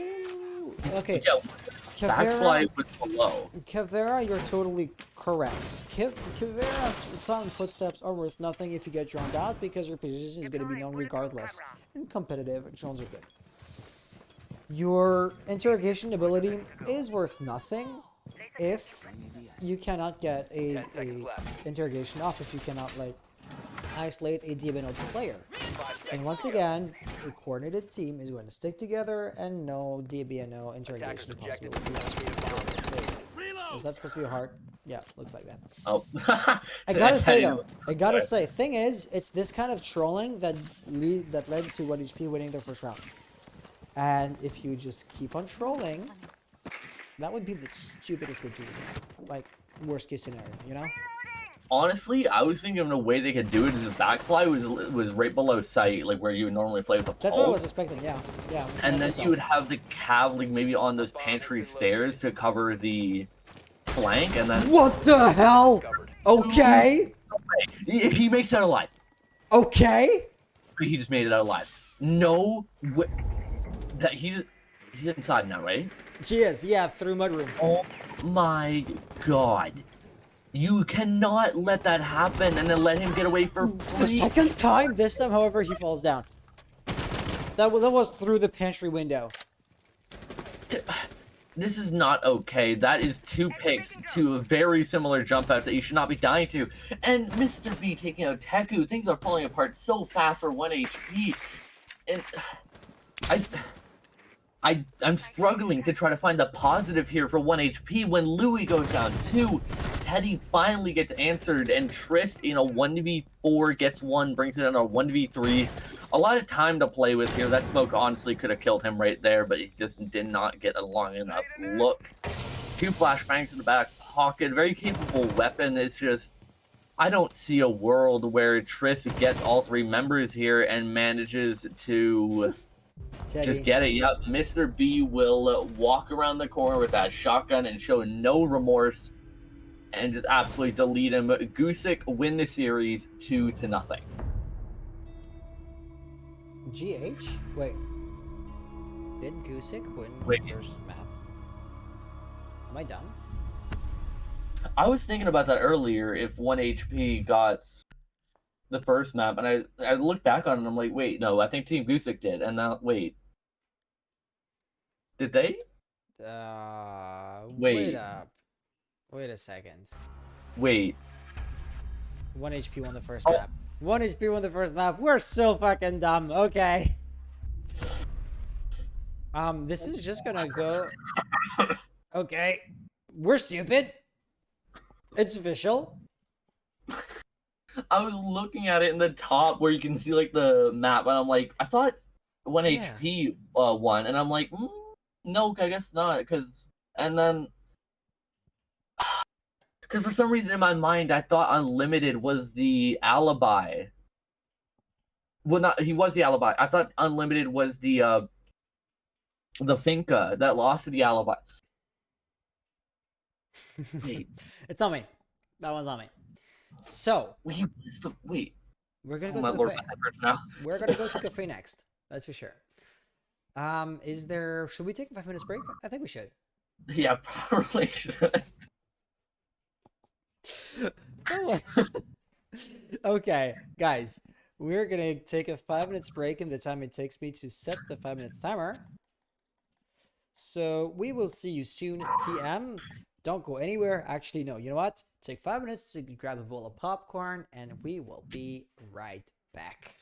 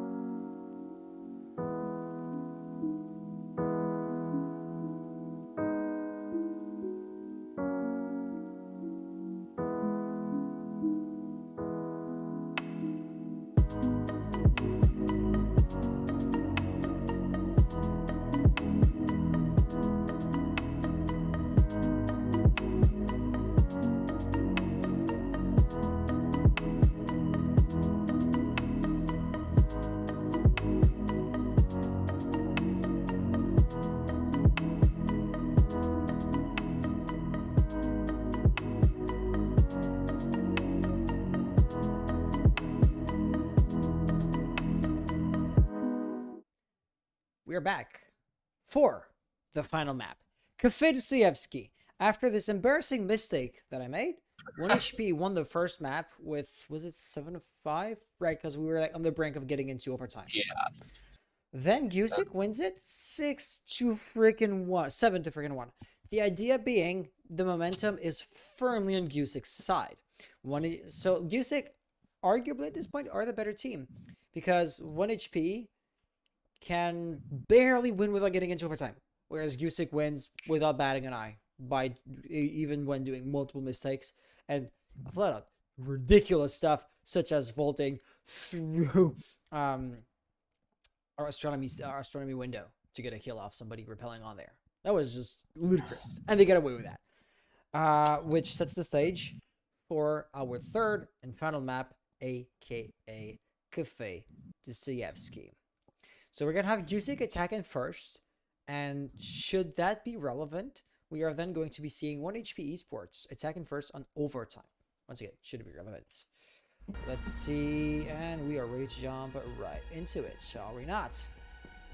Yeah, I feel like this is a pretty defender-sided map statistically, and, well, apparently statistics don't mean anything, because Villa is a slightly defender-sided map, and Gusic just ran away with that on their offense. 1 HP need to shut down these offenses. They need to make sure they don't lose these defensive rounds. They need to make sure to get these. They cannot have a repeat of Villa and lose this match within the first 5 rounds. Yeah, they have to make it an actual contest, because we were seeing back on Clubhouse those back and forth situations. Gusic banning Zofia. Why am I not surprised? Okay, the thing is, LMG go burr, but in the absence of a Zofia, we saw what 1 HP does. They just brought out the Finca. So at the end of the day, you are not really throttling the LMG go burr playstyle too much. I get the idea, but the banners are not going to be enough to shut down the playstyle, period, you know? Yeah, it might be like a kind of thing where, like, the Zofia LMG, I would argue, is better than the Finca LMG. But yeah, like, it's still there. You still have that giant mag, you still have that high damage, you still have that high rate of fire, you still have that same scope. Everything is the same, but you arguably have, I want to say, more utility as Finca instead of Zofia, just because those surges are just absolutely just, they can make the difference in a round, and you get the frag grenade, so it's a double-edged blade there. You ban the Zofia that Unlimited is more comfortable with, but you put him on an operator that has a lot more fragging ability and utility. Anything is possible, really. I mean, just looking here at the 6th pick, that's right, Flores is at play. I mean, I had forgotten that Flores was a thing because nobody was ever playing him. And on top of that, Flores was like extremely centric to the meta just a few weeks ago. So yeah, this was odd to me. I just wanted to mention that, like seeing the 6th pick, I was not expecting this. Then again, that is the entire point of the 6th pick, misinformation. Looks like we're gonna have an interesting defense. When do you ever see this holding forced? When you actually want to hold into the IP or freezer corridor? But holding that angle will see the defender be sorely exposed. So who's going to be the unlucky, I suppose, 10 seconds left. guinea pig there? Louis himself? I would have to guess Echo. 5 seconds Echo left. still has the magnification scope, correct? Ooh, That's nasty. he That's has a nasty. Locate a bomb and 0.5. What even is that? Can you? Okay. Sometimes the drone cannot stick to the ceiling, and of course, if it doesn't stick, it is not going to use the silent blast. Can the drone stick to the ceiling, or like the ceiling of that? I want to say toaster oven. Does not matter. Unlimited. Did I mention LMG go burr? Because LMG just did get go burr there. 1 HP trying to be aggressive, and it's going to be the exact same opening to the round, or to the map rather, as we saw on Villa. Except Triss did not run out like an absolute madman. It's still going to be an aggressive peek, which is going to be promptly punished by the relevant authorities. In that case, Gusic. Yeah, that. Oh. No. I guess what? I guess it counts. Training a drone for a life, even if you, as the attacker, are the one shooting down the drones, still isn't a worthwhile trade, I suppose. You know, if it works, I can't knock it too much. And, you know, it's unorthodox, but, you know, it kind of worked. You know, it threw Triss off guard. Like, you know, he didn't even shoot the drone. It just disappeared. And all of a sudden, he's dead, you know? It's all part of the strategy. But yet another drone comes out and gets shot at by the defender this time. That is Teku, and he will immediately fold around and decide to go back to second floor at least. I'm not sure he went all the way back down. Yeah, he's on second. He's hanging out there, going back into sight just to make me a liar. And then he's going to hold that. I guess that's kind of what they were going for, to open that up. You can drop onto that. Maybe they might not expect somebody to be on top of that and get a free pick. It legit could work because, exactly like you mentioned, they're gonna walk through the doorway, and when are you aiming down the hatch when you're walking into that room? Answer's never. Like, really. It's sorely exposed from any other angle though, and nobody might even walk in there, right? I mean, yes, Sledge gonna play vertical, but he might just play vertical from train room. And as I say, this is gonna be Nomad. Of course, you don't want to push your luck twice, so that's gonna be virtually unpunished. And Teku, well, let's get a free pick. Yeah, it's definitely a start to get back into that round. That was definitely one of those really nice picks, and if they can actually turn it into something, that will be what just kind of helps them get back into it, that first pick on the Teddy. Although it is not one of the people that are currently fragging, although that does not mean that it was definitely something that you want to go. I'm not sure if Teddy already used up all of his air jabs, but I'm not sure. Backslide is going absolutely damn, getting a triple. And now it's a 1v4. The Echo being last one, 20 seconds left. Wait a minute, if he still has those yokai drones in pocket, he can run away and get on them. Remember exactly where the one was. It is going to be exactly where you'd expect the attack to plant. It's still there. He's getting rushed. Get the first pick. Are they planting? Mr. P's planting. Pull out the drone. Pull out the drone. I don't think Amp knew where he was exactly. Still. He might have been able to get on the drone and... Okay. Well, okay, just like we saw last time with the Evil Eye camera, was somebody in the drone feeding intel? Because that to me felt like he was not really too aware that Sledge was rushing him. Because, I mean, when an attacker is running at you, the gun isn't up, right? It should be a free kill. In theory, it should be. There was a few question marks in that last little bit. Definitely being... peeking that Sledge when he didn't necessarily need to. Yeah. Because I don't think the Sledge knew he was exactly in that corner. He knew he was in that general area. The Sledge was within, like, 6 feet of him. So, Sledge may not know precisely to the centimeter where you are, but you're still in no position to pull out the drone and deny the plant. It should have happened before the Finca run. Unfortunately, that opportunity passed. Well, that actually might speak as to why there was that echo ban in that last map, because notice how the first round it was unbanned, this map it was brought. Bomb located by attackers. Yeah, true. Very nice observation too, because I would not have made the connection there. So that might have just been one of those things where they use it a lot more on Villa, and they just decided, you know, no, we don't want to deal with that, take it off. If I may, though, if I may, 1 HP are not playing Echo again, so it's not as if Echo was like a 1 HP crunch. Unless it was just for that downstairs site, which, I don't know, we might see... You really want to use your win and only ban for only the one site, basically making it relevant for, at best, 1/3 of the rounds? Yeah, huh. Oh, I don't know, just the one half on top of that? 2 more sites. There's definitely still 2 more sites that they could bring him on, although it's definitely not likely. He's not nearly as powerful on either of those other 2 second floor sites, because there's not as many little nooks and crannies for him to throw his drones, unless you're maybe putting it inside of reading. I guess on Bard you could get creative, like with the bar itself too, or sticking it in or under one of those blown open dining table thingies.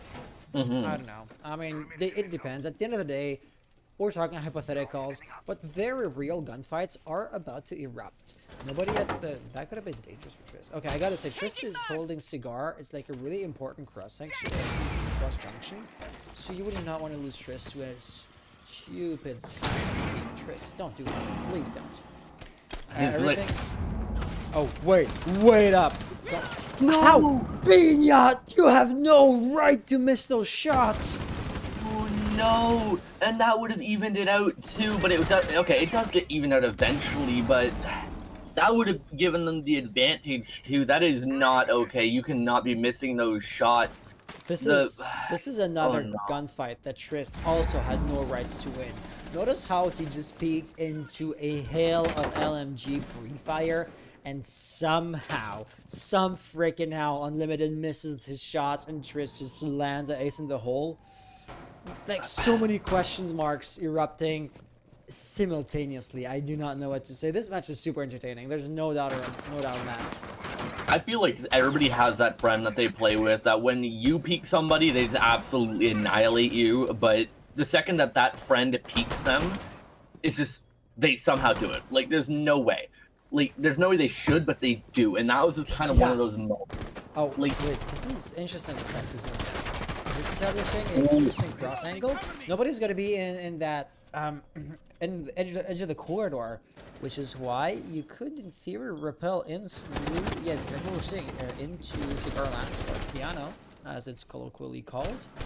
And this is going to be the launching point of the remainder of the attack for Team Gusic now.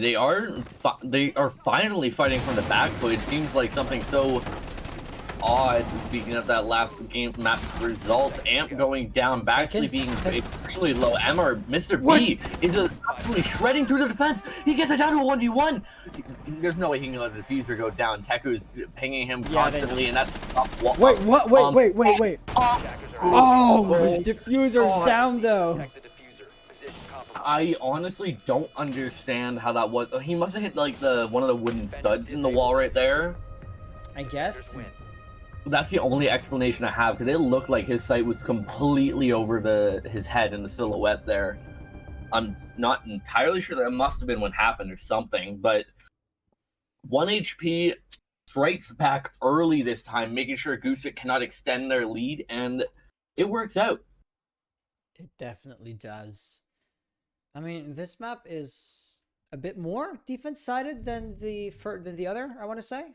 Yeah, 100%. So, I mean, there you have it, right? Yeah. But real quick, it's... I feel like the compressor on my microphone is not too great. Just gonna... I am just going to increase my output gain a little bit, because when I talk quietly, it's not as loud as the game itself. So, yeah, there you have it. Now, both of our audios should be more or less the same. Okay. I'm sorry, it's the kind of stuff that I cannot know because I don't hear what's coming out of like the stream, right? Sorry about that. I'm rambling. So looking at this right here, 1 HP now, not exactly in the driver's seat, not by a long shot, because we just got the scores tied. However, why is that pertinent? Well, simply put, Gusic had a nasty momentum coming out of the Villa map. So slowing that down at any cost is already like way more than they were able to do on Villa, period. And this is just the beginning of the match, right? They have most likely not finished winning their points for this round. And so anything is still very much possible. A reading room defense was to be expected. What are we going to be seeing from Team Gusic? Because they're going to be playing for top floor control, I can imagine. So it's going to be an absolutely, textbook both defense and offense. The execution is going to make or break for both teams. Now, well, one thing that I'm actually kind of questioning is normally on a reading defense, there is a castle in play for the defense. I guess not this time. Wait. No way he made it out of that alive. Okay, if he got a pick there, I was just been astonished. But they do tax him with a little bit of damage, nothing on the side of Gusic yet. So that is arguably a small win, not a big one. The gun is still in the hand of Tris and it requires one headshot to put anybody out of Gusic. Now, furthermore, this is an absolute defeat for Gusic. Like, how are you not getting this kill? If you are not getting this arguably free kill, how are you gonna win an actual face-to-face gunfight? Yeah, like, maybe it could have been they weren't expecting him to be there. Like, I know I wasn't expecting him to be there and, like, try to peek that. But Yeah, they definitely should have capitalized on that, because they pretty much just donated a free kill and they just said no thanks, we don't want it. Yeah, it's the best description of that situation I think I'm gonna ever hear. Sledge right there trying to peek. Thing is, Sledge with the nade could maybe blow the shield up. Does not matter. Binyad is going to pump on its face full of lead. Chu looking to do the same thing to Am. Am takes some amount of damage, but still up and going strong. Oh, I had not noticed that wall was open. And that shot of Louis was like so close to whoever silhouette we saw through the floor. I'm not entirely sure who it is, but that mute jammer is going to just delay Teddy a little bit, but because of that mute jammer change, it will eventually get open, and I believe that was Triss dropped. That was Triss that dropped. They're dropping. Drop in time and get but punished not for everyone it. is. What Bean getting killed, but not before dropping somebody through the floor, I believe that was. And Triss being at about 70-ish HP. Something like He's that, a little bit worse for wear, but he will have that gun in his hand, like mentioned before. Amp being about equally hurt, give or take a couple health. And overall, things will be dead even. And Gusic, they do edge themselves into the advantage. Mr. BB. But wait! Really low. And what? Louis getting an amazing double nitro, and Triss mopping up what's left. Absolutely masterclass nitro throw. What can I say? Thing is, it's so much on the razor's edge. Anything can go wrong at any time. You can never take any part of the entire game for granted when those two teams are playing against each other. If I dare say, this level of play is impressive. They deserve a spot in the playoffs for sure. Both these teams. That round definitely could have changed if Gusic just accepted that donation kill. It really could have. Yeah, it could have. It should have. Out of the game. More than just that, it should have. One of the two players upstairs that were holding and fending them off would have been gone. Very true. So very true. It would have been a lot easier to pressure that one last defender upstairs. So it could arguably be pinned on to the fact that they weren't able to get that easy kill onto Bean, but even if they did, there could have also been that chance where they just don't do it. And yeah, Chu bringing that Echo back out the second they go downstairs again, it does show that it most likely will only be a one-site thing, at least for this map. If he can use it to deny the plant that arguably should have happened last time he tried to defend it, then that it could definitely pay off. But there's definitely no way of telling until it happens. And also, one side of that freezer side is getting opened up and just left unreinforced. That's going to make things a little bit easier for the attacker if they just have to focus that. And if they can get Louis out just by establishing a cross.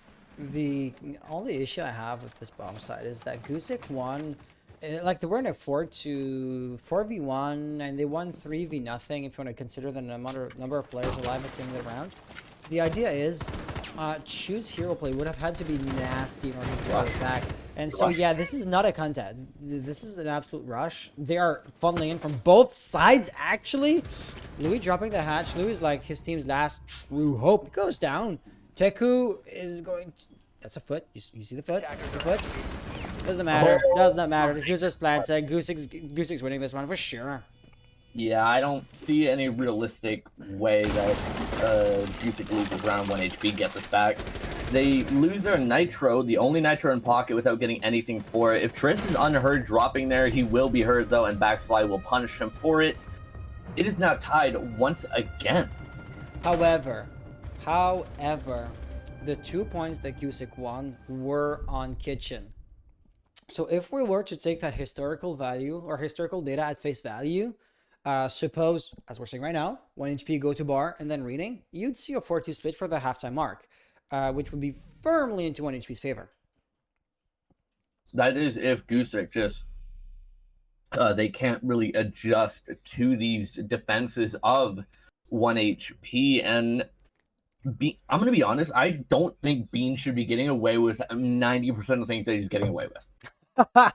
There's a lot of times where really we totally see agree. him. He wins a gunfight against like you said before, a pre-firing LMG in the hands of Unlimited, who has proved that he can do it, but he can really bring the pain on that gun, and somehow he wins it. No, totally. This was odd. This is totally weird. I so agree with you. I mean, it's good for him if he can pull it off and it's working somehow. He must be doing something right. But I just feel like most of the time he should not be getting away with this, and this aggression is just unexpected. Even though he's bringing it time and time again, they're assuming he's not going to do it anymore. You know what? Let's debate semantics because you are totally correct. He is capitalizing on enemies' mistakes. But how can you know that they're not going to land their shots when you peek into a hail of pre-fire, of LMG pre-fire specifically? You don't. You don't know the guy is gonna miss, right? This isn't even like cheating or anything like that, because you cannot like alter your opponent's playstyle. So is he just like blessed with stupid luck this game specifically? Or is it truly that he's aggressive in a way that Gusic does not expect, and that this is just like 10,000 IQ big brain plays? He might even just be big braining us to the point where we just don't understand his like Very our likely. minds can't understand. There it is again. There it is again. Yeah, a backseat's being rezzed, and he may not expect that though, because there's no way for him to know that Pink Gun just boosted them. Yeah, I love this while we're talking about it, it happens. Like, our mortal minds just can't understand the 3D plane that he is imagining everything on. And I love the way you're saying it. Bignot's no longer harassing Baxley, so Baxley's semi-likely to make it out of there. I mean, more or less okay. And there goes the other Surge, so health is going up to 50 HP. Isn't major, but it's still better than being flat at one shot, right? much better. At the end of the day, nothing is won for Baxley. Plus, Baxley was down before. This is eating up the Surge charges. Yes, no, something can happen? Apparently not. I didn't... That's a question mark for me. The drone went right by him without seeing him. I figured he was going to let the drone go by and just let them miss a drone him so he can get good positioning, but apparently not. I mean, he's still alive, so he did something right, but backslide goes down. Wait, I'm not sure if I saw that right. There must have been a drone because that was way too accurate. You're right. Was Bean, like... This was way too accurate of a wallbang. There had to be a drone. There's no way. That was a wallbang, right? It was a wallbang, yeah. Okay. I wasn't sure if I just missed something because I looked down to the bottom left, and then all of a sudden I look back up and he flicks, and okay. Like reading player cards to see how much utility is still there, and yeah, then somebody just fucking dies. And I was trying to figure out if Triss was still alive with the nitro, but that was actually amazing. Unlimited showing just how good he can get with that LMG. And Bean, unfortunately, being on the receiving half of it this time instead of managing to pull some magical stuff. By the same token, highlighting how humiliating it was to lose the pre-fire gunfight that we just keep on referring to.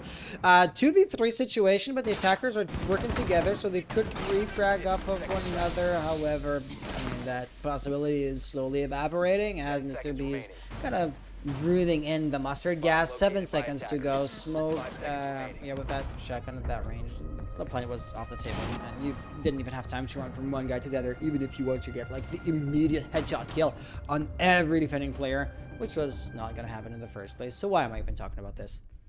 Yeah, it seems like this map is a lot more scrappy almost. It seems like there's a lot more mistakes being made. It seems like especially Beagnot, he's playing so aggressive. He's doing these things that I don't think Gusic are really expecting, and he just comes back with a vengeance after that last map. He decided that bullying is no more, and he is just fully awakened, and he's ready just to body everything on this server. Yep.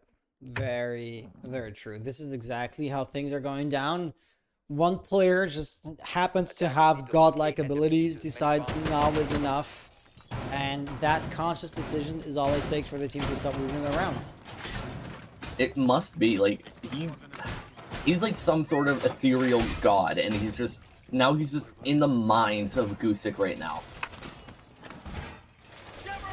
And so what is he seeing in Gusic's minds? Gusic has no momentum left. And they're playing, I mean, they are not the Gusic that we saw on Villa. I mean, since Villa was won 7-1, the big majority of the rounds that we saw was with Gusic on the attack. And their rushes brought them like to the door of the bomb site within the first like 30 to 40 seconds sometimes, right? Yeah. So right now, Gusic are not exactly slipping up 2-3, right? It's still pretty balanced. We have played an odd amount of rounds after all. But what I mean by that is they're pushing in exactly like you would expect them to. It's not a crazy rush which goes unimpeded because the roaming game just happens to crumble as soon as they see the attackers. Therefore, it is predictable and easy to shut down for the crazy roamers. However, Binyat's magic is not working. They're rushing in. Okay, Binyat has to pull a little bit of their hats, and no. And it seems like whenever Gusic push with confidence, it seems like they start to win these rounds. But it's for the rounds that they lost, it seems like they were almost scared of where these defenders were. It seems like they were losing their confidence that they just completely built up in map 2. And just these rounds that they won, sure, they've been because of rushes, but one rush, sure, you could catch your opponents off guard. But when it keeps on happening and it keeps on working, that's the crux of the issue. Right. Yeah. Like either you're doing something right or your opponents are doing something wrong to not have that threat in their mind and thinking that you're not going to do it again. This is exactly what we're seeing here, unarguably. Now, a 3-3 split, arguably, I would say goes in the favor of Gusic on Cafe being a defender side of the map. Yeah. Just slightly, though. Yes. Slightly, because at the end of the day, it's still the same scores, and the game does not care if you're attacking or defending. The first team to 7, barring any overtime situation, will be the team that takes the map.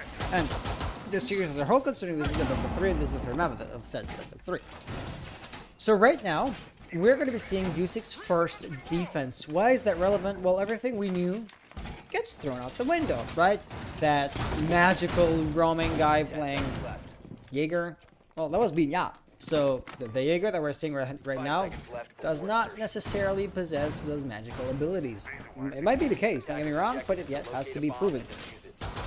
If Bean pulls the same stuff on offense, everything I know about the game is now just gone. But the Sledge. I mean, the kind of operator that pulls some crazy shit out of their hats is not a Sledge, it's an Amaro, right? Fair. You don't want to lose. You don't want that Sledge to take early gunfights and lose, and then you lose the frag grenades, you lose the sledgehammer, you lose the drones.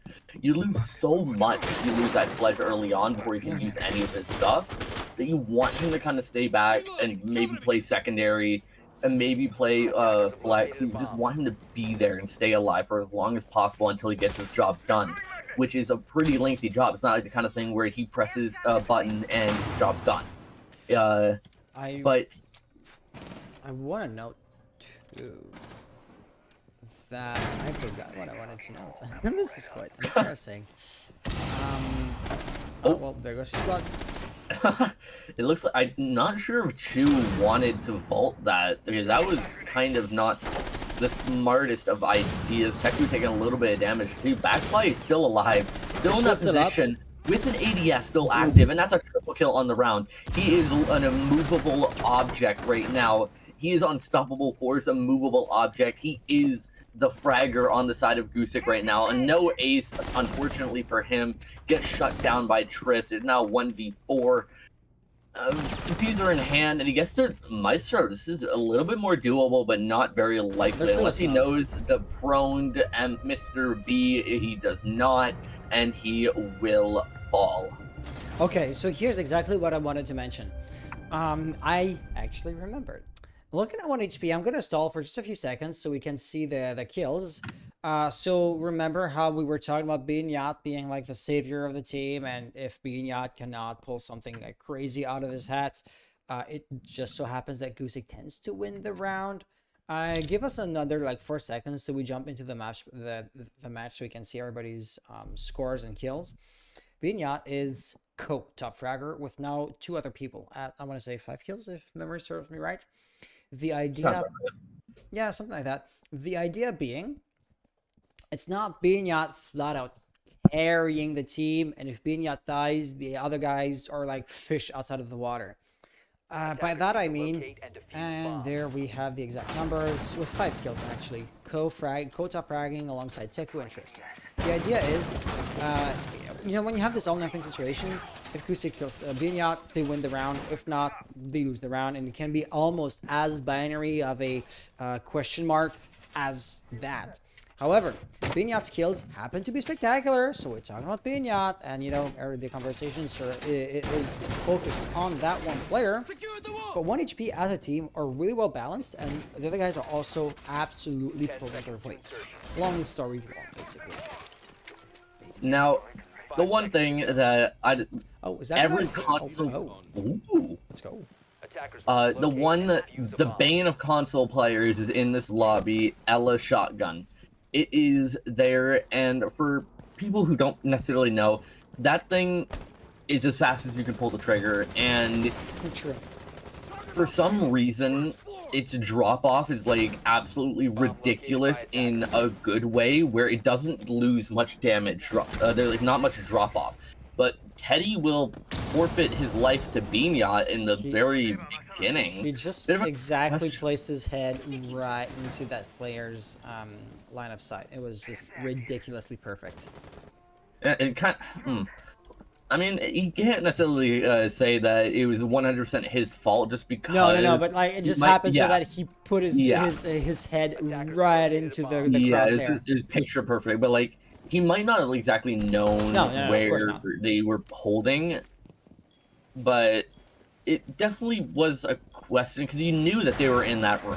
It seemed a little bit aggressive. It's on the aggressive side of the spectrum, but it's still usual to have somebody kind of try to challenge that to slow down the attacker's push as much as possible, especially because like roamers have very little wiggle room to like build a buffer zone between the attackers and the bomb site itself, because there's no real way for the roamers to challenge bakery, you know, except if you want to extend into bakery. We're not exactly talking about roamers anymore, but the idea still stands. However, it is something that you really have to center your strat on, and it's not happening. They breached. Yep, they did breach. Somebody's running out, backsley, getting a pick. Oh, he got it. I am very impressed that he actually got that. That normally doesn't work anymore. And Unlimited getting a nice pick on the Teku. I'm not entirely sure if he'll be able to get more. Speaking of how low health he is. Backslide, though, finally coming back to site will put him in a pretty good spot. Now, I think he wants to go for a flank. Yeah, he's definitely. Oh, wait, no. Oh, come on, the flank. We want to see the flank. Oh, and now he is now stuck. Running into the line of fire is not too great. Do note that nobody's holding a drone on the dead players dead players. So a flank could very well be possible, and nobody has like, oh yeah, there's no mad. Sorry, I'm dumb. Doesn't matter, he's dead. Yep, well, there's no more flank potential, and there's no more round potential in round 8 for Gusic. 1 HP managed to tie it up again. I don't think there's been more than a 1-point differential. I could be wrong. No, I don't. No, you're right. We were on tracks to getting one because Gusic was only winning in kitchen when they were attacking. But then they won the very last round, thus creating the 3-3 split, which we mentioned. But I was not expecting to see said 3-3 split. But since it did end up happening, 3-3, well, 4-3, and now 4-4. So yeah, you're totally right. Now, for some reason, I feel like whenever you look at the statistics of maps, like there are some maps that are just so heavily defender sided that it's a very hard disadvantage when you aren't on defense. And I thought like Cafe was one of the more defender sided maps. But isn't it one of those? It is one of those defense sided maps. And I thought it was like one of like it was going to really show, especially after that last map. But it seems like whenever one team gets a good round, the other team just says, all right, I'll match My you with turn. 1 2, Yeah. and just smacks them upside the head, and they're just really just slap boxing back and forth for the past 8 rounds, and neither team wants to give more than a 1-point advantage. But sooner or later, somebody will come out victorious. Yeah, Mom said it's my turn on the crazy rounds. Yeah, Yeah. pretty much. Okay, so right now I do like how Castle and Aruni are going to be stacking their utility above each other, which will make those, you know, entry points a bit harder for the attackers to go through. At the end of the day, a Castle Barricade is still really easy to take out if you're Sledge, and then just toss them a drone and get those two. However, it still is going to be a bit more cost. It's utility soak, just in a different way than what Jaeger or Wamai would do. Does it really matter so far? Not at all, because they're not even attacking where those castle barricades and renegades are. However, correct me if I'm wrong, there is expected at least to be 1 or 2 roamers up here. And did I see an orange? Yeah, okay, but it's the floor below. There's actually nobody holding on the top floor. What? Really? Wait, did they just... There has to be, like, somebody on We have the... X-ray. Okay, yeah. yeah, Okay, there you go. It took us. I was thinking I don't think they would put all that utility there just to Not hold it. Yeah. If they can manage to get these players out fast, then they can definitely get a solid advantage, or even to get a 1 for 2 frag and keep Bean alive. Bean is going to be the key operator here, just because if he stays alive and they get control, that's all of a sudden all of reading is under a big threat. I honestly forgot bulletproof cameras could do that. So right now, if Baxley can just play for time, he can then reopen the room gate. But no, Binyal goes down. That's gonna be a nasty double kill. Actually, Louis and Deku, neither has a really great gun. Honestly, neither are like frag heavy operators. That's just the worst. That's just the worst. You're gonna get swung and survive somehow. But yeah, that was just an error. Deku, last one alive. I don't expect much from Hibana. 1v4 situation, no intel, 2 drones left, 3 flash grenades. However, you know, you can trade the advantage surprise for 1 or 2 kills if things go your way. Not even. Never mind. Forget everything that was said. So yeah, Gusic going tit for tat, like you said. Now it is Gusic's turn to see if they can actually turn it into something. They have a chance to make it match point. They have a chance to get that 2-point lead. If they can take it, then they'll be looking pretty good, and it'll put 1 HP up against the wall. And that is not where you really want to be. And although, if history repeats itself, it's just going to go 5-5. But there's a very good chance that Gusic takes a 6th round as well, if they maybe just finally crack the code to defense. Here's my 2 cents. Since we're seeing a back and forth, point for point, I will say the team that gets a 2 points lead wins the map outright. Or the team that wins 2 rounds in a row likely wins the map outright. Because it's a back and forth. So when you're so close to another, the smallest of advantage or the smallest of differential gets magnified 1,000-fold, because that's the only thing setting those 2 teams apart. In that instance, if Gusic wins another round, 6-4. Giving the history of these 2 teams, I don't see 1 HP bringing it back. Simple as that. Yeah, neither do I, really. I don't necessarily think that... I don't think that if a 2-point lead is gained, I don't necessarily think that 1 HP would be able to make it work. I feel like Gusic would just be... They'd have that momentum again, even though it wasn't too many rounds. It's 2 rounds that nobody else has been able to get so far, and that'll put them 1 away from series point. I just don't think that 1 HP would be able to do anything about it, although there is a chance that even if Gusic get this, they manage to take it overtime, they manage to threaten to take it anyways. There's always that chance, even that 2-point oh my god, that 2-point advantage is achieved. There's still the chance, and the Flores is finally being brought.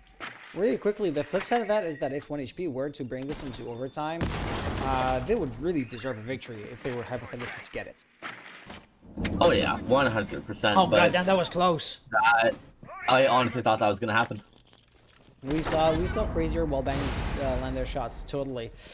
Okay, so right here, what I'm seeing is if you're to have somebody repelling on that other window in the corridor, in the west stairs corridor, you could really flush out. Let's back to holding the angle. Yeah, I mean, look at how his shoulder is exposed to that window, right? So get that cross angle, and your guys into piano can just rush in or repel in unopposed. We saw that happen before. Looks like Chu's just gonna get a kill. I mean, that works too, right? Even better because you're taking players off the board. Unlimited will not want to walk up there, and that's something that could actually be interesting because you want to just regain the ground that you lost. That range, Mr. Rico, why'd you run? Why'd you run for half a step? Come on! That was highly unfortunate. It seems like he may have been a little bit aggressive trying to get a refrag just to try to even things out, and it You're might right, have hit him. But that's the user down on the ground. I don't think it's in anywhere that'd be hard to get unless it's in sight. I'm not sure. Okay, No, that's in. okay, yeah. I mean, Louis can recover that pretty easily. The thing is, Louis is low himself. If Louis were hypothetically to be the bearer, with that amount of HP, the Evil Eye would be a mortal danger, which is why you really want to get the kill on Teddy. No, Ham gets a kill, okay. Yeah, if I was Teddy at that point, I'd still pull him back. Because the Evil Eye is... The timer's running down, right? The players are getting low on health. The Evil Eye is getting more and more of a legitimate threat to the entire round. Yeah, unless maybe they can use the... Nope, they don't even have any more frags. Never mind. I was about to say, maybe use the frag grenade on Bean to get it, and I don't think that was the case, unless maybe Chu, before he died, used it on there. I'm not sure, but Bean gets a nice opening pick onto Unlimited, and followed up by Louis on the Teddy. Bean gets another one on the Amp, and that's tied again. We are seeing all 12 rounds of regulation. Are we? Yeah, we are. Okay, yeah, I'm getting tired. That was... I got, like, regulation with overtime confused, and I thought to myself, wait, it's like 6-6 to go in overtime. That was... I honestly thought Gusic were going to take that 2-point lead. When the Maestro is still alive, when Louis being low, and with like 30 seconds left in the round. They overpeaked. I'm sorry, they did overpeak. Like, there's no way all three of your players die within like half a second from one another, and that you did not make a mistake. Like, you didn't do anything wrong. That just doesn't happen. Yeah, it's just impossible. Which goes to show that when your teams are close and tied, the mistakes that you make are going to be round changing.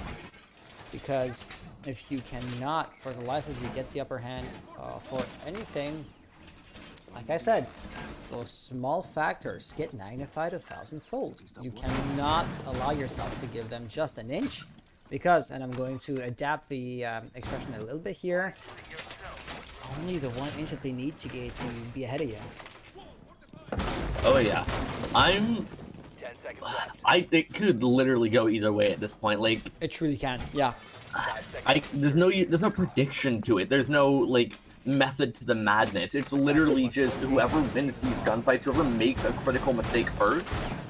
It is, if one of these teams make a critical mistake and the other team doesn't match that mistake with a mistake, they seem to just kind of run away with it. And we've seen this happen multiple times too, so you're totally right. Oh, there's a Mazepin right there. Yeah, they want to limit the amount of intel that they can get on Teddy, but it's just a matter of time, right? I mean, a grenade or a Gusic is going to take that shield out, and then Teddy's going to be forced to fall back or die where he stands. Actually, there's a lot of anti-grenade utility right there that the Gusic shot and grenades will get caught if they want it. Right, Yeah, but you can just saturate those with flash grenades. That's what flash grenades are for. Yeah, And smoke grenades. Don't pretend that flash grenades are actually like to flash out the enemy and get the kill. We saw that happen once on Villa. It was like the first time in a year I saw that happen. And there goes most of that anti-grenade utility to that's the ADSs. thing too, right? That's the thing with the Y discs. Then it's still gonna blow. Oh gosh! Teddy just tossed in the nitro.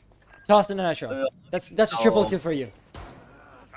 Oh, they're too far away. Okay, yeah. Oh, That's still 2 members of 1 Still. HP being very low. Honestly, he wanted to kill, wanted to finish what he started, but that just ended up being his demise. There's an argument to be made that was worth it. Like, you didn't necessarily need to throw your... It was, yeah. HP-wise, it was, yeah. Yeah. Like, However, they were down. They were going to get revived. You know, let them be. Like, that previous gunfight was still a resounding victory for your team. Regardless, I mean the HP scale is still pretty balanced. I say as Teddy goes had to take on Teku. I can tell you. Yeah, I mean there's no science to this madness. Like you said, they're gonna be rushing in, and you can truly not. Like I would say, it looks like since Unlimited does not have bomb sites, it looks like HP has the upper hand. And then they're just gonna prove me wrong. Like what? Then prove me wrong. Well, Unlimited is just gonna do something crazy. What just happened? Okay. 1 HP most likely go to match point first, unless Unlimited can make some magic happen. Like this would be absolutely insane if he can do it, but Triss will shut him down. 1 HP push match point first, and we'll have the first opportunity to end this. So 2 points in a row. It's the first time since round 2 and 3 that we saw that happen. And furthermore, like you mentioned, pushing match points. If 1 HP wins this year, they're gonna break precedent by winning 3 rounds in a row. Wait. They brought this up from 4 to 5, didn't they? They won 2 rounds in a row.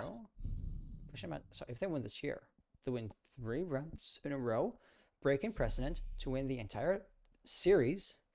Gusic truly do not want to see this happen, for sure. That would be incredibly unfortunate. You follow it the certain pattern every single time, and then for the last round that you need to keep the pattern going, it breaks. It falls apart. Hypothetically. Okay, question to you.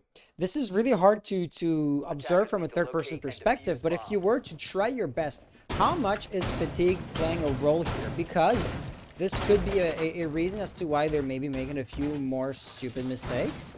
If their brains are just like starting to not function properly, evaluating risks is something that is going to fall to the wayside, which could hypothetically lead to crazier and more ill-fated rushes, for a stupid example.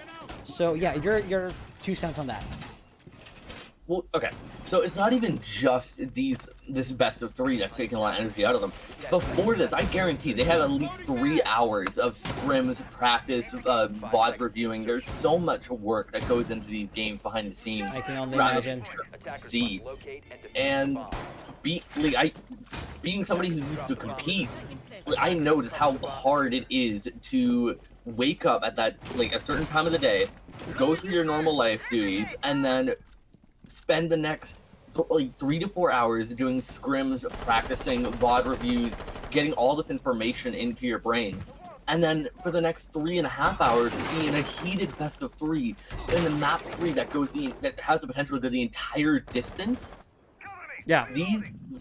It's not a matter of if, it's a matter of when one of these players are going to make a dire mistake because they want to go at it for that Hail Mary thing that they should not be doing, but they want to try for it. Okay, put a pin on that because I totally want to get back to that conversation after this round, regardless of if the match is going to end or not. So yeah, we have the attackers taking control of Cigar Lounge. There's a sort of Suya gate right there, but toss your drone in. It might as well not be there. Is there somebody holding top of white stairs? Yeah, Unlimited is there, so you can not just peek in like that. Rotation angles are being created.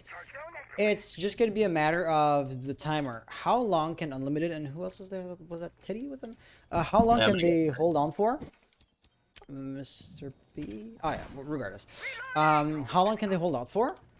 Because if they can play for the time, 1 HP are going to take the control of this offlore. It's just a given.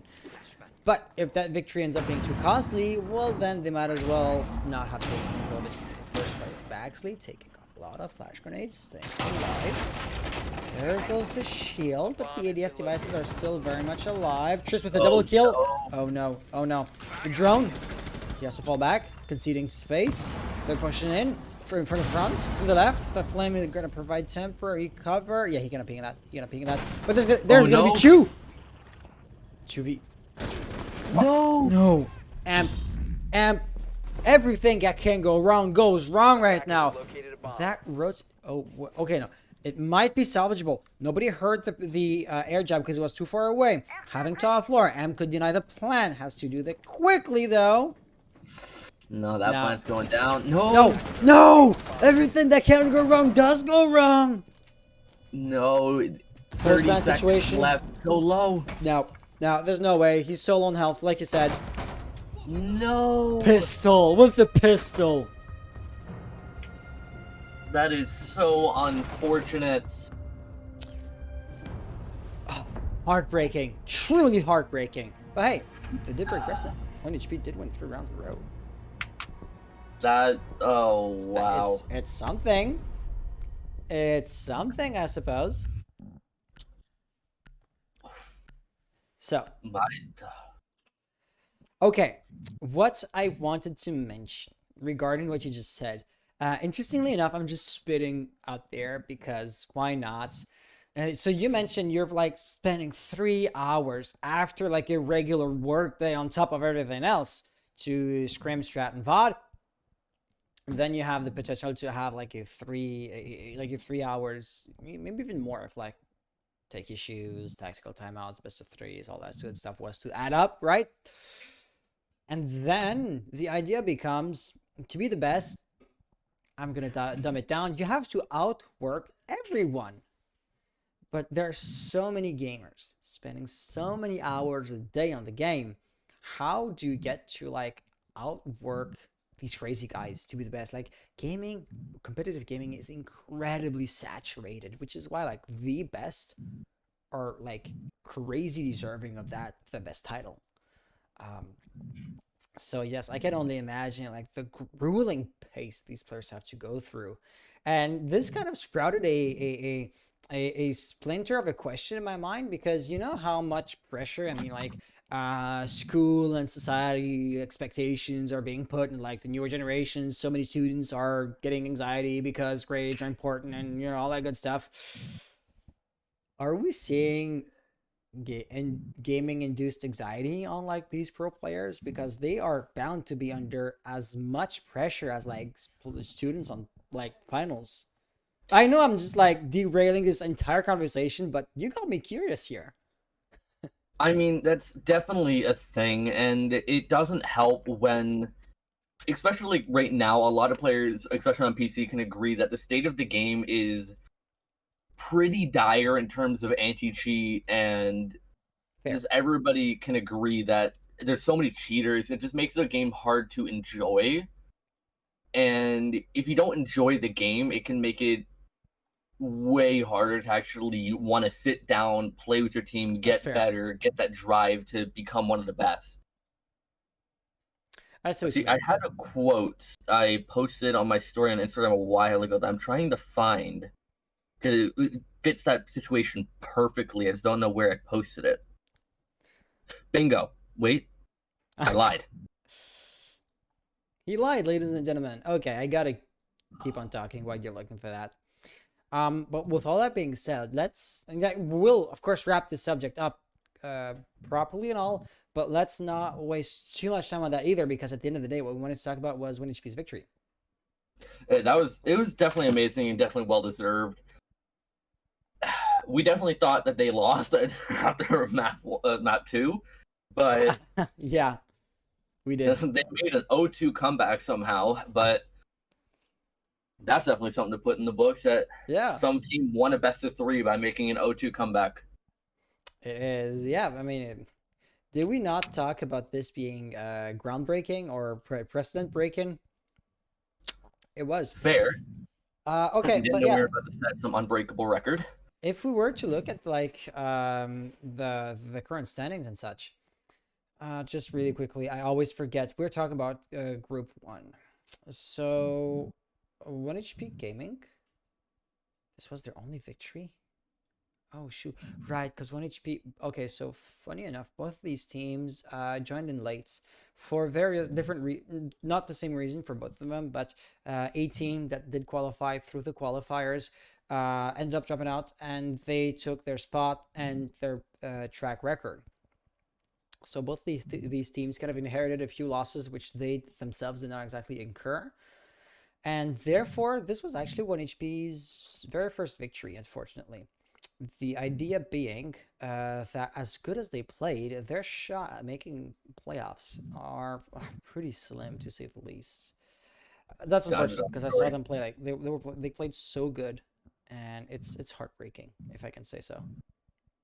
There also is always that chance of like the underdog story coming to fruition, but Yeah. it's sometimes it's hard to go against the odds and hard to go against the statistics, the math, because no matter what way you look at it, it's still going to be a long road where you cannot make those mistakes that cost you a game. Otherwise, it could cost you playoffs. So the thing on top of that is that if, I mean, for example, right now, this is, we're going to be jumping into round 5, right? With 4 matches played total. 1HP having won only the 1 match out of like 7 maps played total in the entire season. Not yet, but season-wise. For them to make playoffs, the top teams will have to start slipping up badly. And by extension, if 1HP makes playoffs, you have some other like heartbreaking story about Shadow Realm, In-Control Nation, Firestorm, and the other teams that are sitting above them. So it is what it is. And I don't see how they can make playoffs. It's unfortunate, but I don't see how they can make playoffs.